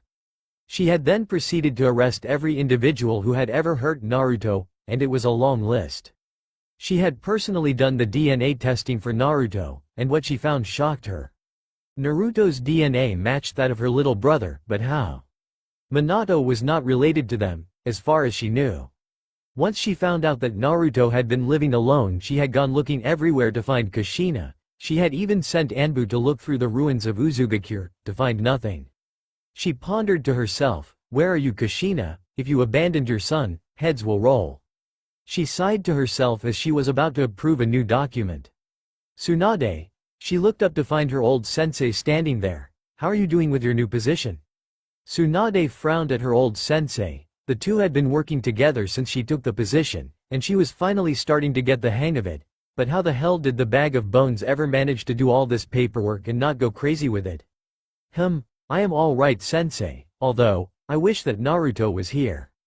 The blood sample they used to test him with was at least 3 weeks old, and a fresh sample might produce better results. I want to know how closely he and I are related. It may answer some questions I have had for a few years. Sarutobi quirked an eye at her and sighed. "Yes, I miss him too. I would give anything just to have him in this room right now." "Even give up smoking, old man?" The 2 shinobi turned around to find 2 individuals wearing Akatsuki cloaks standing in front of them. They immediately got into battle positions as Sarutobi spoke. "Identify yourselves, or die." The 2 turned to each other and chuckled. The one standing next to the one that spoke sounded feminine. The male individual reached up to his hat and said, "Why, of course." He pulled off his hat to reveal his face. OGG, standing in front of the legendary medic ninja and the god of shinobi, was Naruto Uzumaki. Sarutobi could not contain himself. "Naruto?" He looked Naruto over. He had grown to an impressive 5 feet 2 inches. He had lost a good amount of his baby fat. His hair had grown a bit longer and it now resembled Minato's hairstyle. His eyes were still the same cerulean blue, but they now had a darker tinge to them. All in all, he looked like a true shinobi. Naruto noticed Sarutobi's shocked expression and smiled. "Hey old man, you better close your mouth before flies nest in there." He chuckled as Sarutobi quickly closed his mouth. "So, how has the village been, old man? I see you finally got yourself a replacement." Sarutobi chuckled at the blonde, but then turned his attention to the girl standing next to him. If the giggle he heard before was any indication of her gender. "Who is the young individual standing next to you?" Naruto turned towards the person and nervously smiled. "Well, I don't know how to say this, but she is the Kyuubi no Yoko." The 2 shinobi turned their heads towards Naruto, then the girl, then Naruto, then the girl. "What?" Naruto held onto his ears as he grumbled to himself. "Somehow I should have known that was going to happen." He waited for the 2 shinobi to stop hyperventilating before he explained how he met the Kyuubi. Flashback. Naruto was trying to focus his large chakra reserves to create enough strings to make his new puppet move. It was a large spider-like puppet that had specialized chakra leeching nets used for capture. The problem was that in the way the puppet was designed, it was impossible to fully control it with just the usual 10 fingers used for most puppetry. So he was trying to use the technique Sasori-sensei used for his performance of 100 puppets. The problem was that he had so much chakra that he could barely do the regular 10 for more than 2 minutes before he collapsed in exhaustion. He was now sitting and meditating, trying to focus his chakra like Sasori suggested. He said it was something he learned from a traveling monk. Naruto had been sitting in the same position for half an hour trying to focus his chakra. Finally he sighed, "This isn't working, man. Is there any other way for this to work?" He opened his eyes, expecting to see lush green forests, but instead he found himself in a sewer with vines randomly crossing over the walls. Where the hell am I? He quickly jumped up and began to walk through the hallways. He looked around until he came to a door. It was practically calling him. Not thinking, he opened the door and looked inside. There was a massive cage that looked like it was being closed shut by a large mass of vines. Well, so my container comes to greet me. I was wondering when you would be coming here." Naruto felt the ground tremble as he heard the loud voice. He looked into the cage as steam began to come out from between the bars. Naruto's eyes widened as a toothy grin appeared along with a set of glowing crimson orbs. "So, to what do I owe this pleasure, little one?" Naruto looked up at the creature as more of its body was revealed. Kyuubi no wa Yoko? The Kyuubi smiled as it winked at Naruto. "Correct. You aren't as dumb as I thought you were. We should probably talk in a more comfortable environment." The smirk on Kyuubi's features made the blonde incredibly nervous. Suddenly the Kyuubi began to shrink as it began to take a new form.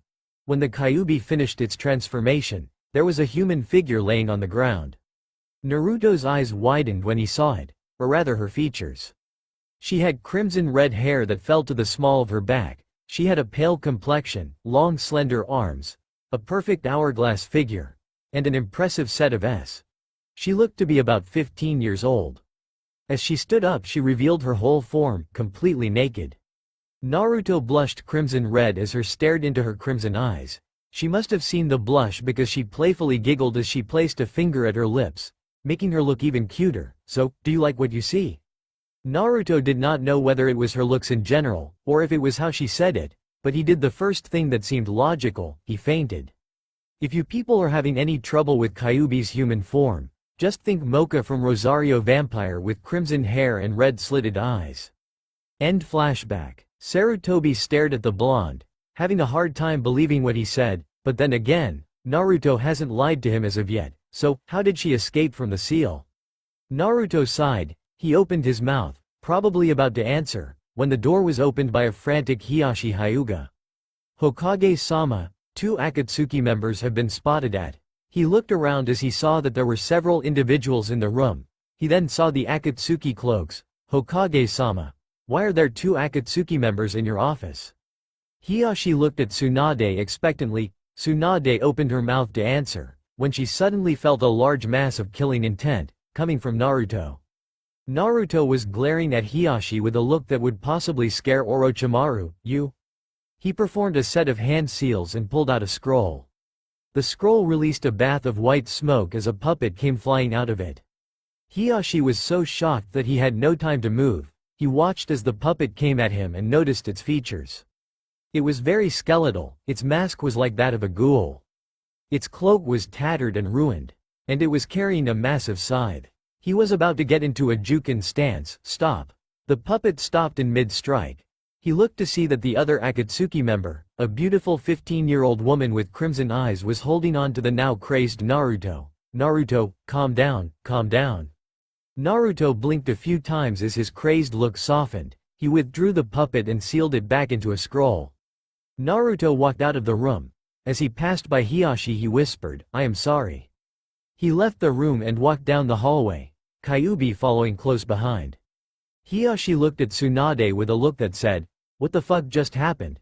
The 3 shinobi looked down, wondering what the hell was going on. That night, with Naruto. After Naruto had left the office, he had walked around the village. He had seen that there were a few changes to the village, but not enough so that he forgot the places he was beaten in. He looked down an alley. It was the last place he was beaten before he left for his training trip. He had walked around the village until he made it to the top of the Hokage monument. He looked at the village as he revealed a seal over his heart. He ran a bit of blood over it, unsealing the Tenshinrin flower. He examined it for a minute as he looked at it through the moonlight, wondering if the Tenshinrin's legends in regards to the full moon were actually true. Since the flower had not yet opened at night, nor was it a full moon, he could not say for sure. He began to trim and comb the flower, making sure that it was perfectly cared for so that when she came to Konoha he could properly present it to her. Meanwhile, in the daimyo's palace, Mitsuki was looking at the moon, thinking to herself. She had been doing this ever since she had told Naruto that if the Tenshinrin flower was grown properly she would come to Konoha and marry him. But when she found out that he had left Konoha she was very upset. She often thought of what he must look like now. Her fantasies often brought the 13-year-old to very inappropriate places. She looked at the pond where her and Naruto had hung out for the day. She had cried there for over an hour when she heard that Naruto had left the village. She had finally stopped crying when her father had told her that she would be the first one he told if he got any new information on Naruto. She walked over to her bed and fell on it as she slowly allowed sleep to claim her. Her sleep was interrupted when she heard her father yell, "Mitsuki, Naruto is back in Konoha." She then flew out of bed and ran for her closet, looking for the best possible dress so she could properly present herself to the blonde, unaware that there were 3 girls in Konoha doing the exact same thing. The next day, with Naruto. Naruto was running through the exercises Sasori had taught him. He had finally managed to learn enough about puppetry that he could use his more advanced puppets. He could not, however, control more than 2 puppets at a time. He was now practicing in using his newest puppet, Fuin. It was probably his most useful puppet. It was covered in seals that could hold just about anything.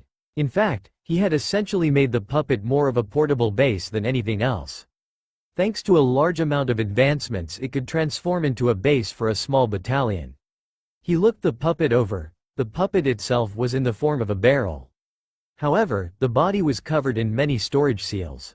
The arms were also covered in storage seals. All in the entire puppet was like a large ant. He was inspired by Sasori-sensei's design for Kurowari, Black Ant. Albeit his own design was a bit bulkier. Naruto sealed up his puppet and went to reach for another puppet to modify and train with. When he touched a black scroll, he traced the scorpion design on the side and whispered, "Sasori-sensei." He then looked at the scroll next to it. It was also black, but it had the design of a hawk with broken wings. He immediately grew angry as he looked at it. He sighed and reached for a scroll, when an Anbu with a cat mask appeared in front of him. She had long purple hair and had a slender figure. "Naruto Uzumaki, the council wishes to see you immediately." She quickly shined away from the blonde as he began to walk towards the Hokage Tower. Meanwhile, Mitsuki was riding her horse right through the gates of Konoha, not even bothering to watch out for who was in the way, all the time yelling, "Get out of my way." Meanwhile her parents, Sora, daimyo of Hai no Kuni, and his wife, Natara, were following up at a more steady pace with a small entourage of samurai nearby. Natara looked down as she faced Pond. Oh boy, she is really excited right now. I wonder if we should have waited to tell her that Naruto came back to Konoha. Her husband looked down as he sighed. Perhaps, but I don't think you want to be the one with snakes crawling underneath your covers. Natara shivered. She often wondered if Mitsuki got her obsession with snakes from hanging with her uncle, at least before he defected from Konoha. True, I curse Orochimaru for letting his niece sign that damn snake contract, but then again it was a family heirloom. The two saw that Mitsuki was getting too far ahead and proceeded to speed up the pace of their horses. Meanwhile 3 girls were heading to the Hokage Tower to meet the man they were pledged to. Several minutes later, with Naruto. Naruto was walking up the steps of the Hokage Tower. He was about to turn a corner, Naruto-kun. He was barreled over by a certain red-haired demoness. He looked up at the Kyuubi and twitched. "Kyuubi, where the hell have you been?" Kyuubi got off of him and smiled. "Oh, you see, I went to the hot springs for a dip. But they were so nice and comfortable that I fell asleep in there. Sorry for making you worry, Naruto-kun." She wrapped him up in a hug and positioned his face in between hers. Naruto began waving his arms around as he began to lose the ability to breathe. Finally Kyuubi stopped giving him the pleasurable hug of breathlessness, and finally released him. He got up and began taking deep breaths. "Okay, just don't worry me like that again, okay?" She nodded her head and did a mock salute. Yes, sir? Naruto face palmed as they began to walk to the council chamber. Naruto knew the Hokage Tower like the back of his hand, so it was no problem getting around. When they finally found the council chamber, he did what he normally did and just kicked the door right in. I am here, what do you want? The council looked at the blonde and his companion as he simply walked into the council chambers like he owned the place. He sat in a chair on the side of the wall as Kyuubi sat in the one next to him. So, what am I here for? Suddenly the doors were thrown off their hinges when Tsunade came barging through it, Sarutobi following close behind, and began yelling at the council. What the hell were you all thinking? How dare you do something like T the moment he leaves the village to train for a few years? The council began to shiver as Tsunade released a massive amount of killing intent. Naruto looked at Tsunade with a shocked and confused expression. What the hell is going on here? Tsunade turned to Naruto and sighed. Naruto, I think it would be best if you sat down for this. She passed him a bottle of sake. I know you are underage, but once you hear what the council has to say you are definitely going to need it. He nervously took the bottle of ache and looked at it quizzically. Thanks, I guess. He slowly edged to the seat he was assigned to and sat down. All the clan heads looked at him. He was about to say something when Sarutobi's old kunoichi teammate stood up. Naruto Uzumaki, as I am sure you know, you are the last remaining user of the Mokuton blood limit, as well as the user of a paper bloodline that we have decided to call. She was cut off by Naruto. Origami no Jutsu. The council looked at Naruto quizzically. The art is Origami no Jutsu.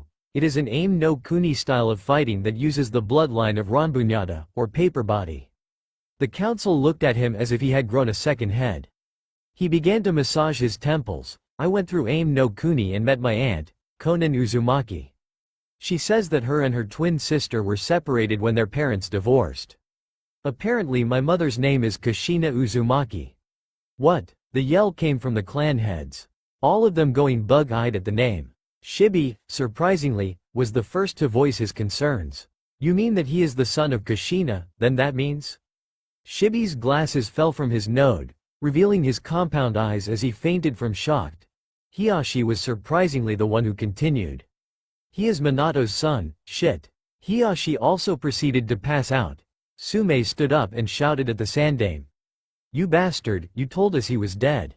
Sarutobi looked down as he explained. Minato had too many enemies, and Iwa would love nothing more than to get their hands on Naruto. I did what I thought was right to keep him safe. He looked towards Naruto, who was confused.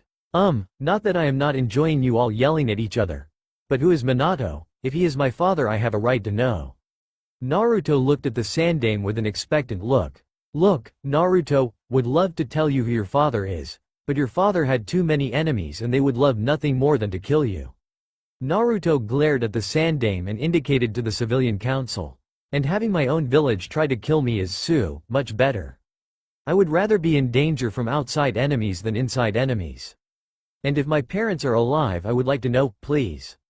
Sarutobi saw the look in his eyes. It was not one he had ever seen on the blonde, it was desperation. He sighed as he answered Naruto's question. Naruto, your father, was Minato Namikaze, the Yondaime Hokage, the one who sealed Kyuubi inside of you. Naruto had a blank look on his face as he stared at the Sandame. What? Naruto exploded, releasing chakra in such high amounts it was visible. The council was so shocked by his chakra output that they were not able to prepare for the shockwave that came with it. Naruto began to grind his teeth together as he began to angrily ramble. You mean to tell me that my own father condemned me to a life of hell? What the fuck kind of father would do that to his own son? He fell into his chair and sighed, bitching and moaning about it isn't going to help me. The council looked at the blonde as he then looked back at the council. So, if I may ask, why the hell was I brought here in the first place? Council looked at him. Tsunade decided to answer for him? The council, in its infinite wisdom, chose to have you arranged to marry 3 young girls from the Uchiha, Hyuga, and Kurama clans. Naruto's eyes bugged out. He then reached for the bottle of sake, corked off the top and then drank it as quickly as he could. He then screwed back on the top as he looked at the council. Meanwhile, outside the council chambers, Funu Uchiha, Hinata Hyuga, Yakumo Kurama, and Mitsuki were standing outside the council room doors. Hinata was being escorted by her mother, Funu was walking alone, Yakumo was being escorted by her grandfather, and Mitsuki was being escorted by the daimyo. They were about to open the doors when they heard a loud yell of "What?" The group looked at the doors as a single thought went through their heads: what is going on here? Naruto was releasing so much killing intent that he actually made a few older shinobi counselors soil themselves. Are you telling me that I leave for a few years, and without my consent you all arrange marriages for me with girls that I have never even met? What the fuck is wrong with you people? Hiashi Hyuga stood up. Naruto, since you are the last of your clan, you need to be betrothed to several women to rebuild your clan. The fact that they are of high standing will improve your clan's image. Naruto snarled at Hiashi. Who asked you, white eyes? A better question would be, who the fuck asked me if they could betroth me to anyone? Did anyone here ever consider that I don't want to rebuild my clan? Everyone was shocked by his statement, and even if I did, I want to marry for love, not for some screwed up politics, you assholes. Naruto turned towards the doors of the council chamber. He turned back to the council, and by the way, I already have someone in mind for a possible wife. He opened the door, expecting to be able to walk home, but what he saw in front of him made his jaw drop. There were 4 absolutely beautiful girls standing at the front of the council room, all of them wearing illustrious kimonos. The girl to the far left was wearing a black kimono with ornate flaming designs running up the cloth. Her hair was tied back in a regal ponytail. Her lips had a luscious red lipstick to it. Her eyes were perfectly shaded, a deep midnight black. She carried herself with an authoritative stance that would be worthy of a true kunoichi. The girl standing next to her had beautiful dark purple, and was wearing a white kimono with feathers coming from a raven as a design. Her lips had a slight tint to show a small amount of makeup. Her eyes were like the Hyuga heads, but they were a softer lavender color. She carried herself with a shy stance, but he could see an underlying potential in her. The girl next to her was stunning. She had a pale complexion, as well as stunning dark red hair, almost a brownish color to it. She was wearing an earthen kimono with ornate vines crawling up the side. Her lips were lightly tinted red, and she had a small amount of blush. She carried herself with a calm, tranquil stance. The last girl left him speechless. The girl was wearing a lovely green kimono with beautiful ornate serpents along the designs, stitching and hemming. Her hair was a silky black and her eyes were golden with snake-like slits. She carried herself with a clearly excited stance. He knew who she was, after all. She was the one who gave him the Tenshinhan flower. Naruto stared at all 4 beautiful girls and he began to stutter, ah, ma, humana, ha, thump, and he fainted. Hinata, Funu, Yakumo, and Mitsuki looked at Naruto. They suddenly turned to each other and screamed, "Look what you did to him." The girls began to bicker and argue as their escorts sighed to themselves. This is going to be more difficult than we thought, isn't it? They all watched as the girls continued to bicker as Kyuubi picked up Naruto and carried him back into the council room. After they had managed to get the girls settled down, they had all re-entered the council chambers. Kyuubi had managed to wake up Naruto, but she was currently trying to convince Naruto to remain long enough to at least consider the benefits, and she was currently failing. Kyuubi, look, I understand where you are going with this, and the fact of the matter is that I do not wish to accept the CRA. Naruto-kun, this will help your clan, and Naruto cut her off. Look Kyuubi, I know you think this will benefit me in the future, but the fact of the matter is that I refuse to marry anyone unless I hold genuine feelings for them. Kyuubi sighed as she looked at Naruto. Then for now, accept the CRA but only allow girls who genuinely care for you, and that you care for as well be with you, does that suffice? Naruto looked at her to retort, but sighed, he was going nowhere with this. Fine, I will take the CRA, under the conditions that the girls that I marry have to genuinely care for me. I will look them over for any seals that are forcing them to do this and I will immediately remove them. If I see even the smallest amount of deception in their eyes I will not even look in their direction, am I clear? The clan heads nodded while the civilians muttered to themselves. Sarutobi stood up. Besides that fact, Naruto, what exactly did you train in for the past 5.5 years? Naruto looked at Sarutobi and smiled. Well, I studied puppetry, as you saw in your office. Sarutobi smiled while Hiashi shivered. I also studied sealing, bojutsu, various ninjutsu. Oh yeah, summoning. He was immediately silenced when the entire council yelled, "Summoning?" Naruto cringed at the loud noise as he sighed. "Yes, summoning. I got the contract when I went through Mushi Pass." Shibi Aburame gasped when he mentioned Mushi Pass. But, Mushi Pass is a deadly area filled with dozens of insect species that no one has ever been able to control, much less survive. Naruto looked at Shibi and sighed. That's because the insects in Mushi Pass are summon animals, just like the toads on Mount Myobokuzen. Everyone looked at Naruto. What, you thought all summon animals came from some sort of alternate dimension?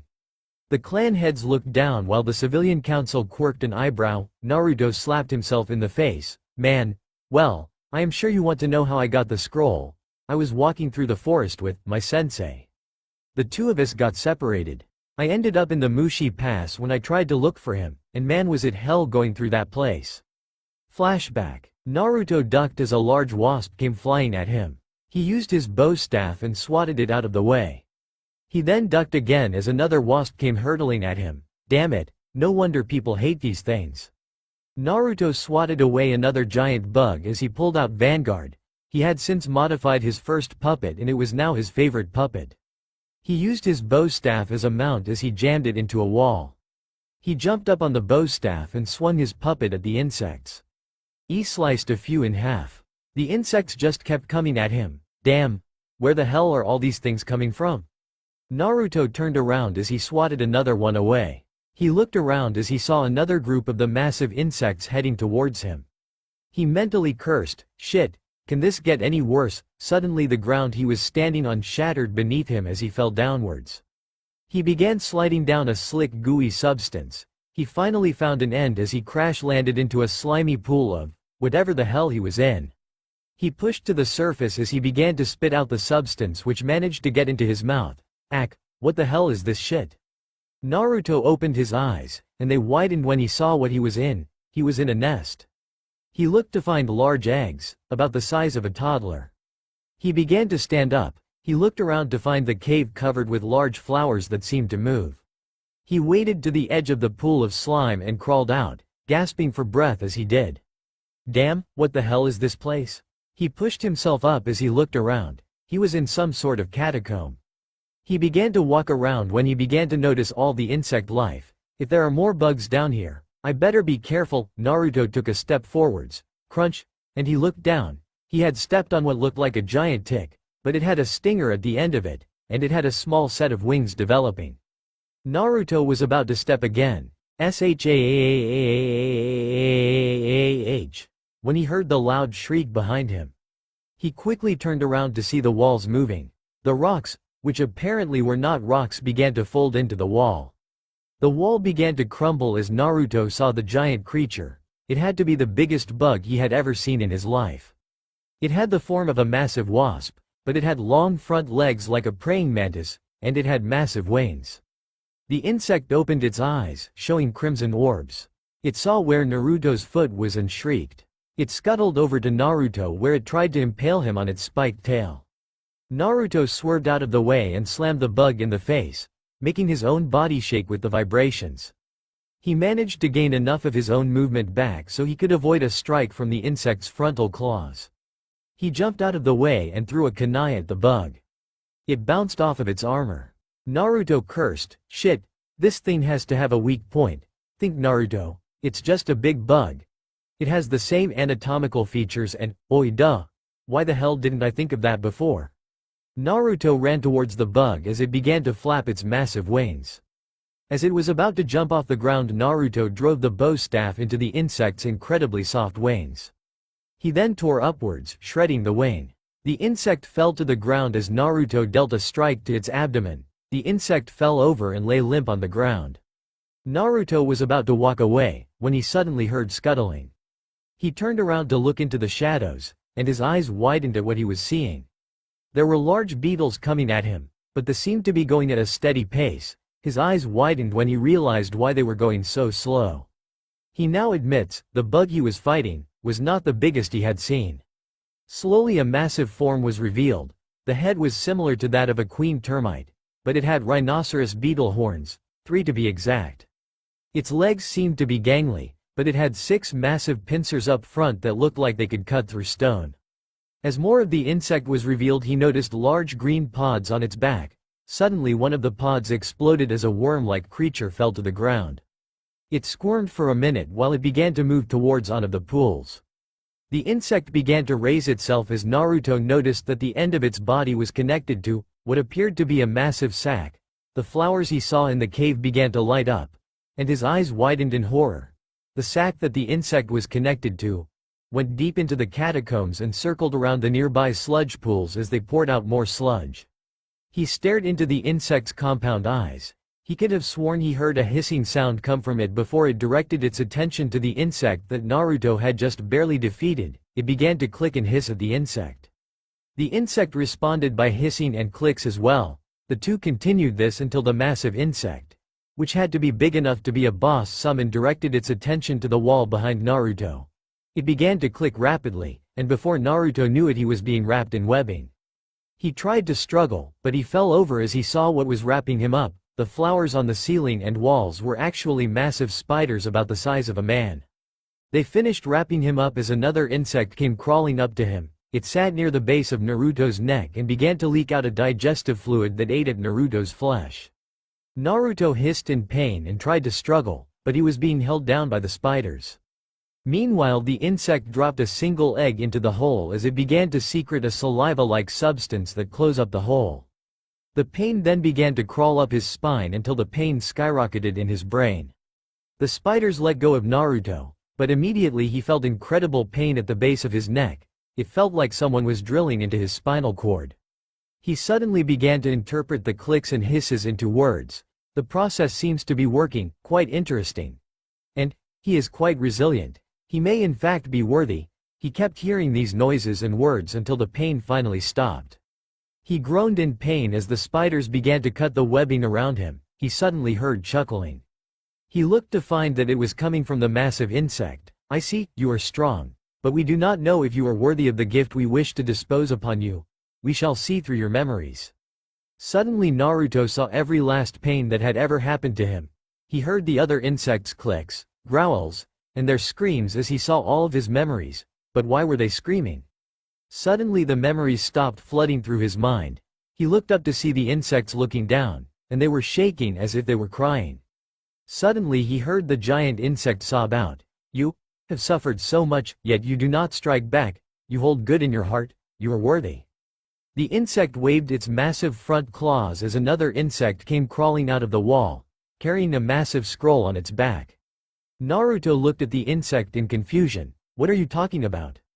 The insect spoke up. We are the insect summons. For over 300 years we have guarded the scroll of our family, thinking that none would ever come to be worthy of signing it. You, however, are worthy of that honor. The insect carrying the contract placed it in front of Naruto and began to unfurl it. On the scroll were 5 names: Andre Aburame, Karamu's Kamizuru, Lilinette Arthagast, Hiyori Kitamura, and Zephon Segmist. Those individuals were the only ones to ever sign our contract, and each one took a clan away from the contract. The Aburames took the Kikaichu, the Kamizuru took the bee family, the Arthagast took the rhinoceros beetles, Kitamura took the tarantulas, and Segmist took the termites. Each of the clans taken was essentially kidnapped, but we have not been able to find them. Naruto looked at the first name, Aburame, so a clan from Konoha had kidnapped the Kikaichu originally. And you want me to have this honor, when you have already lost 5 clans? The insect nodded its head as it answered. Yes, I do. Naruto stood and placed his hand over his heart. Then I swear to you, I will find the wayward clans, and I will try to bring them back for you. What is your name? The insect seemed to smile, if it was possible for mandibles to make a smile at least. My name is Kabutomushi. End flashback. After that I met back up with my sensei. By all dumb luck he had managed to capture a Segmist and an Arthagast, and both were the current holders of the scrolls. Clan heads looked at Naruto in shock, but the Aburame head looked down. But we have grown so attached to our Kikaichu. Must you really take them from us? Naruto gave Shibi a serious look. Perhaps if I speak to Kabutomushi-sama, I might be able to work out an agreement, but the other 2 contracts must be returned. Shibi sighed as he began to pray that this Kabutomushi would allow his clan to continue using the Kikaichu. Suddenly a civilian council member spoke up. "Who was your sensei, boy?" Naruto looked down with a sad expression. "My sensei." Naruto's eyes began to water. The clan heads saw this and all of them thought, what happened to his sensei? Clearly the civilians did not see this nor did they care, as one of them, a pink-haired woman, yelled out. "Stop stalling, brat, and tell us who your sensei was. He couldn't have been all that great, seeing as he is not here with you. If he was so great he would have come with you and—" The woman was silenced by a blast of killing intent from the blonde. "My sensei was Akasuna no Sasori, and I had the misfortune of watching him die." He let up on the killing intent and sat down. The council began to whisper in shock, while Danzo stood up. "Lord Hokage, surely someone as skilled as him would make a fine addition to my root division. He has the Mokuton, and a Megacure bloodline limit, and he was trained by Akasuna no Sasori, the greatest Suna ninja to ever come from their ranks. As such, I request that he be placed in my root division." Danzo was mentally sneering at the boy, who 2 years ago had foiled his plans at an alliance with Hanzo. Naruto glared at Danzo and spoke, "Oh really, Danzo? And why per se would allow you to be my leader? When you had the gall to try and kill my aunt him?" Everyone turned to Danzo, who was now sweating bullets. "He knew I was there, how? I saw him fighting Enzo head-on, how did he manage to see me from that distance?" Danzo spoke up as calmly as he could. "I have no idea what you are talking about." Naruto snorted as he turned towards the old warhawk. "Whatever, besides, I promised OGG that I would attend the last year of the academy." He turned to Sarutobi. "Am I correct?" Sarutobi smiled at the blonde as he answered. "True, Naruto. You did in fact promise that." Sarutobi turned towards the council. "I see no issue in that, do any of you?" The clan heads shook as a sign they did not disagree. The civilians grudgingly agreed. Meanwhile Danzo was fuming.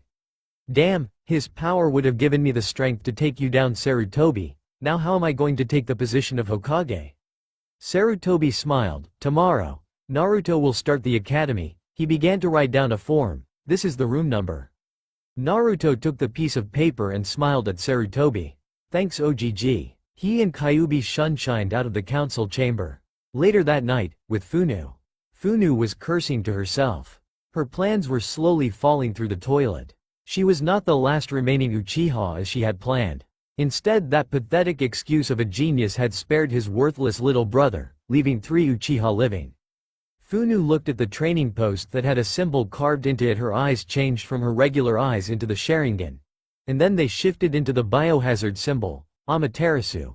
And a black flame shot from her eyes, destroying the dummy that had the symbol of the Uchiha clan carved into it. She began pacing as she thought to herself, "Damn it, my plans are slowly being destroyed. Not only is that pathetic excuse of an Uchiha still alive, but also Naruto-kun will only marry for love. I have to worm my way into his heart. But how? I know I care for him, but I have no idea how to show it." She sat next to a tree in the apartment she had bought after the Uchiha massacre. She had managed to smuggle a large amount of scrolls from the compound before Sasuke got a hold of them. This gave her an advantage. Not only was Sasuke stuck with the most pathetic Uchiha clan justices, but he was also so hell-bent on revenge that he would never be able to properly learn them. She smirked to herself, "I will not be defeated, my dear Naruto-kun." She walked upstairs, ready to prepare for the next day at the academy. Next day, the academy class was waiting for their teachers. All of them were extremely anxious since their parents had told them that they were to receive a new classmate. And not just any classmate, a senju who has the Mokuton. Sasuke was brooding. On the inside, however, he was scheming. "I will defeat this dobi, and I will make him teach me his justices, so I can kill him."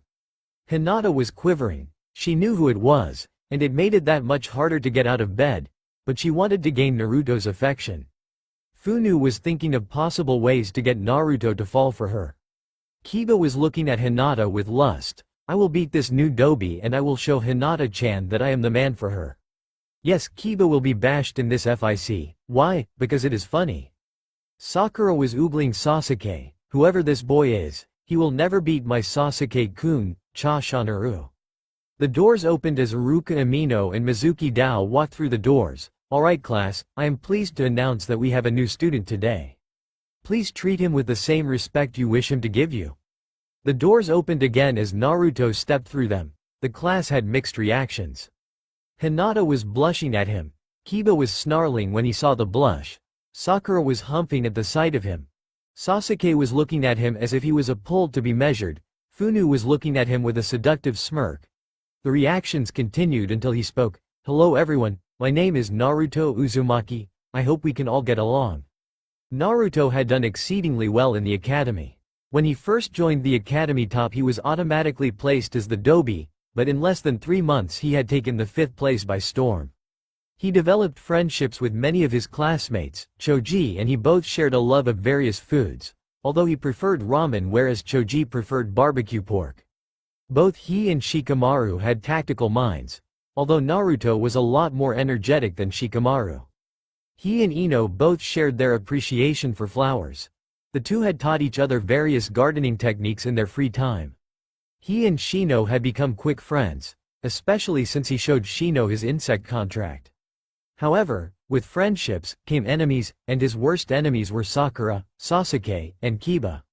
At first he thought he might be able to get along with Kiba, that is until the 2nd week of the academy.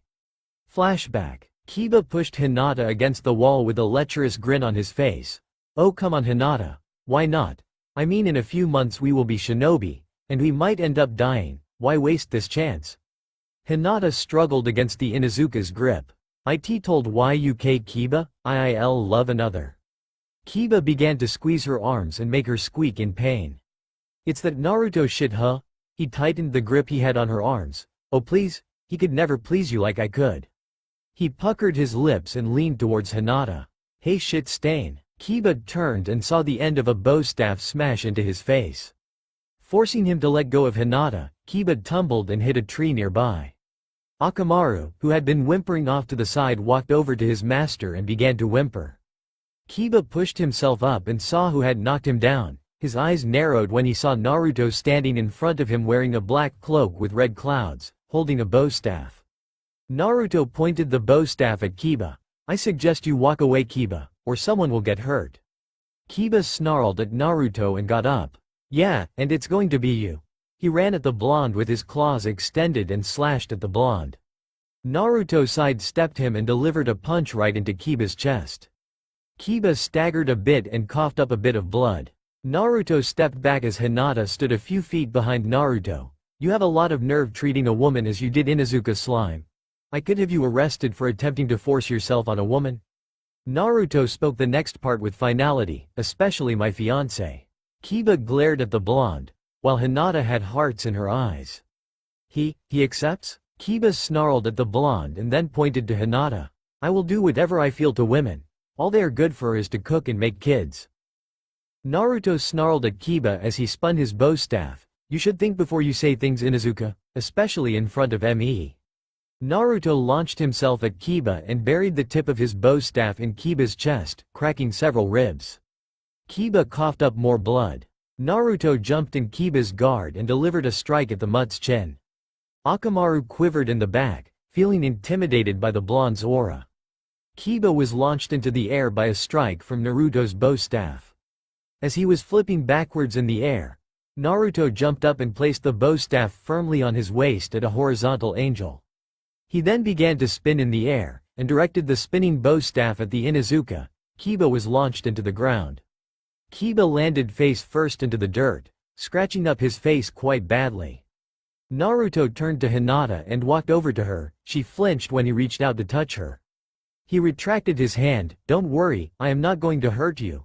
He slowly reached towards her and began to examine where Kiba had gripped her. There were claw marks. He looked at the Inuzuka and made a mental note to talk to his mother. After he fixed up Hinata's injury, he got up and began to walk away. "Wait." He turned around and saw Hinata twiddling her fingers as she looked at her feet. The part about me being why your fiancé, were you? Naruto cut her off before she could continue. "Since the council meeting, I observed you. You seem to harbor genuine feelings for me." He turned to look her in the eyes. "I may not harbor the same feelings for you yet, but I guess I can at least give you a chance." Naruto turned away and walked over to Kiba. He picked him up as Akamaru whimpered near him. He walked out of the academy and headed towards the Inuzuka compound. Flashback end. Kiba had been severely punished by his mother. It was considered a disgrace in the Inuzuka clan for anyone to force themselves on another without the other person's consent. Kiba had been disgraced in the clan because of it, and had forever lost his position as heir to the Inuzuka clan. Today it was the genin rank placement, and there were many people hoping to be placed on a team with their friends. Funu was watching Naruto with a sad look in her eyes. He has accepted the Hyuga heiress. He accepted the daimyo's daughter before any of us could try, and me. I haven't even managed to muster the nerve to tell him how I feel, to think, the granddaughter of Madara Uchiha. Not even able to muster up the nerve to tell the man I love how I feel. She slumped into her chair as Iruka and Mizuki entered the room. All right class, I will now announce the top 5 academy students for this year. He looked at his clipboard. 5th place goes to Shino Aburame, 4th place goes to Hinata Hyuga. 3rd place goes to Funu Uchiha. Funu snarled to herself. Had the academy focused more on practical skills rather than history lessons, she would have taken 2nd or 3rd place. 2nd place is Sakura Haruno. Said fangirl did her classic banshee shriek, making half the class go deaf.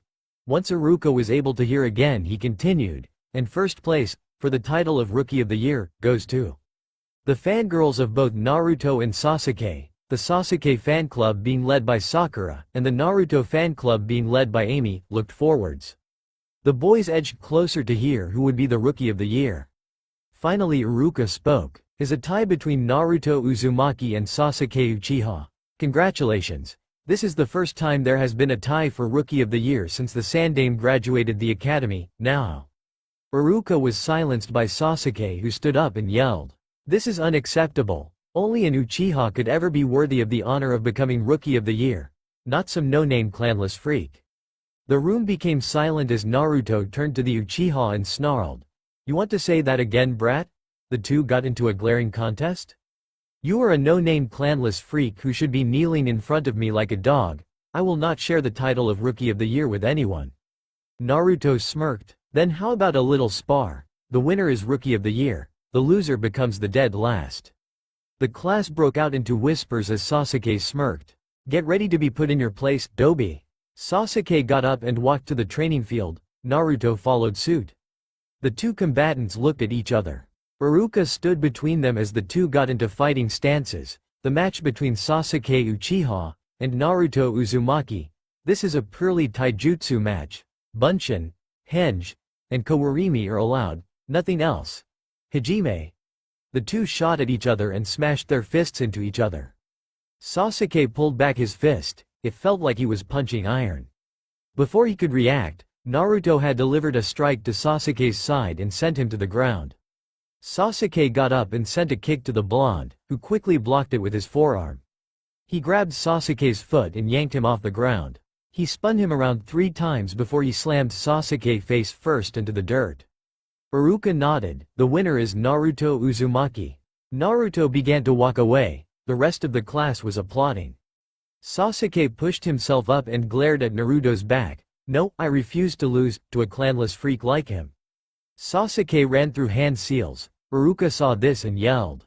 Sasuke, stop, the spar is over, you lost. Sasuke finished his hand seals and screamed. Kaden. Gokaku no Jutsu. Be inhaled and then breathed out a ball of fire, heading directly towards Naruto. Naruto slowly turned around and saw the fireball coming at him. He sighed and performed a single hand seal. Mokuton. Mokujoheki. The fireball engulfed Naruto, much to the shock and dismay of a good portion of the class.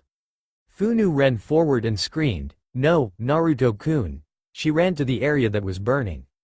Hinata ran forward, but she was suddenly stopped. She turned to see that Kiba had grabbed her arm and had a grin on his face. Now I am the only one you can have. He grinned, but he fell over when Hinata kicked him in the nuts. Sei ran over to where the fire was, tears streaming down her face. Sasuke grinned as he looked at the fire. Yes, no one can compare to me, I am invincible. Sasuke began to laugh like a maniac, until the fire cleared. Right where the fire was, there was a dome of what appeared to be wood. Everyone's eyes widened. How did a dome of wood appear in the middle of a spar? The only person who could do such a thing was Hashirama Senju. Could Naruto be Mokuton. Jubaku Iso. The ground beneath Sasuke erupted as Naruto came flying out of it, being followed by dense vines that began to wrap around Sasuke. Sasuke was fully wrapped up in the vines, leaving only his face visible.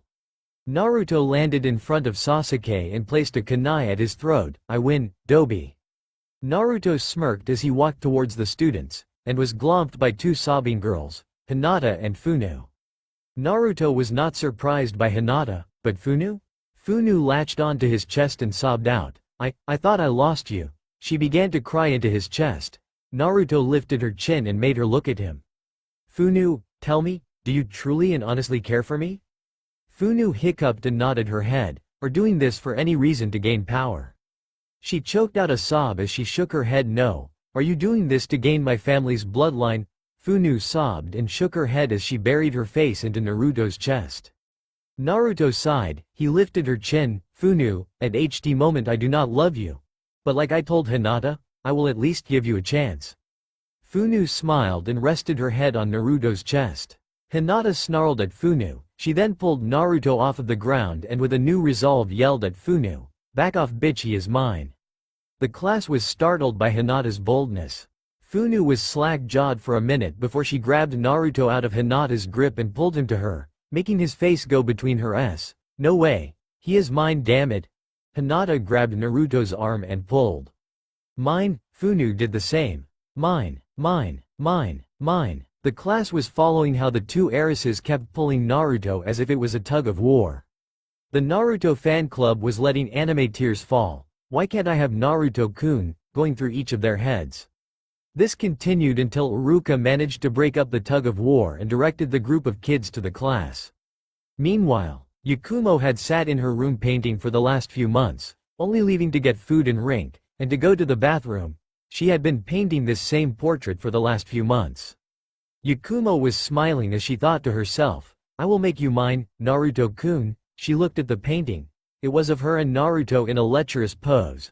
Her eyes were glowing a dark purple, and Naruto's eyes were glowing red with black slits, an aura of 9 tails in his background, and a burning Konoha behind the two as they made love.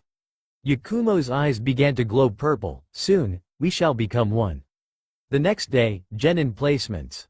Iruka walked into the classroom to find all of his students quiet. He was at first surprised, until he saw that all of them were asleep. He sighed and opened his mouth, "Wake up." The class practically jumped from their seats as they turned to their teacher. "Now that I have your attention, I will be assigning you all to your Jonin instructors." He pulled out a clipboard as he walked up to the front of the room. Now there has been a change in team placements. In the past it was 3 Genin assigned to 1 Jonin. We are doing an experimental run to see possible future team success. It will now be 2 Jonin assigned to 4 Genin. He looked at the clipboard. Team 1 is. Naruto sat and relaxed as he waited to see who he would be teamed up with. Team 7 will be Naruto Uzumaki. Naruto smirked. Sasuke Uchiha. Naruto's face twitched.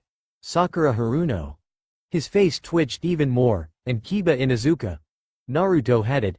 He smashed his face into the desk as he began to curse to himself. Iruka sadly looked at Naruto as he continued.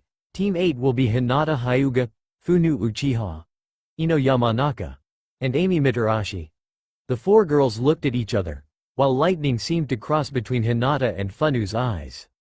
Team 9 is still in circulation from last year, so Team 10 will be Shikamaru Nara, Choji Akamichi, Shino Aburame, and Sai. Iruka looked at his students. "May you all prosper in your careers as shinobi of Konohagakure no Sato. Return here for your team placements in a week." Iruka walked out of the room as the students began to file out of the room.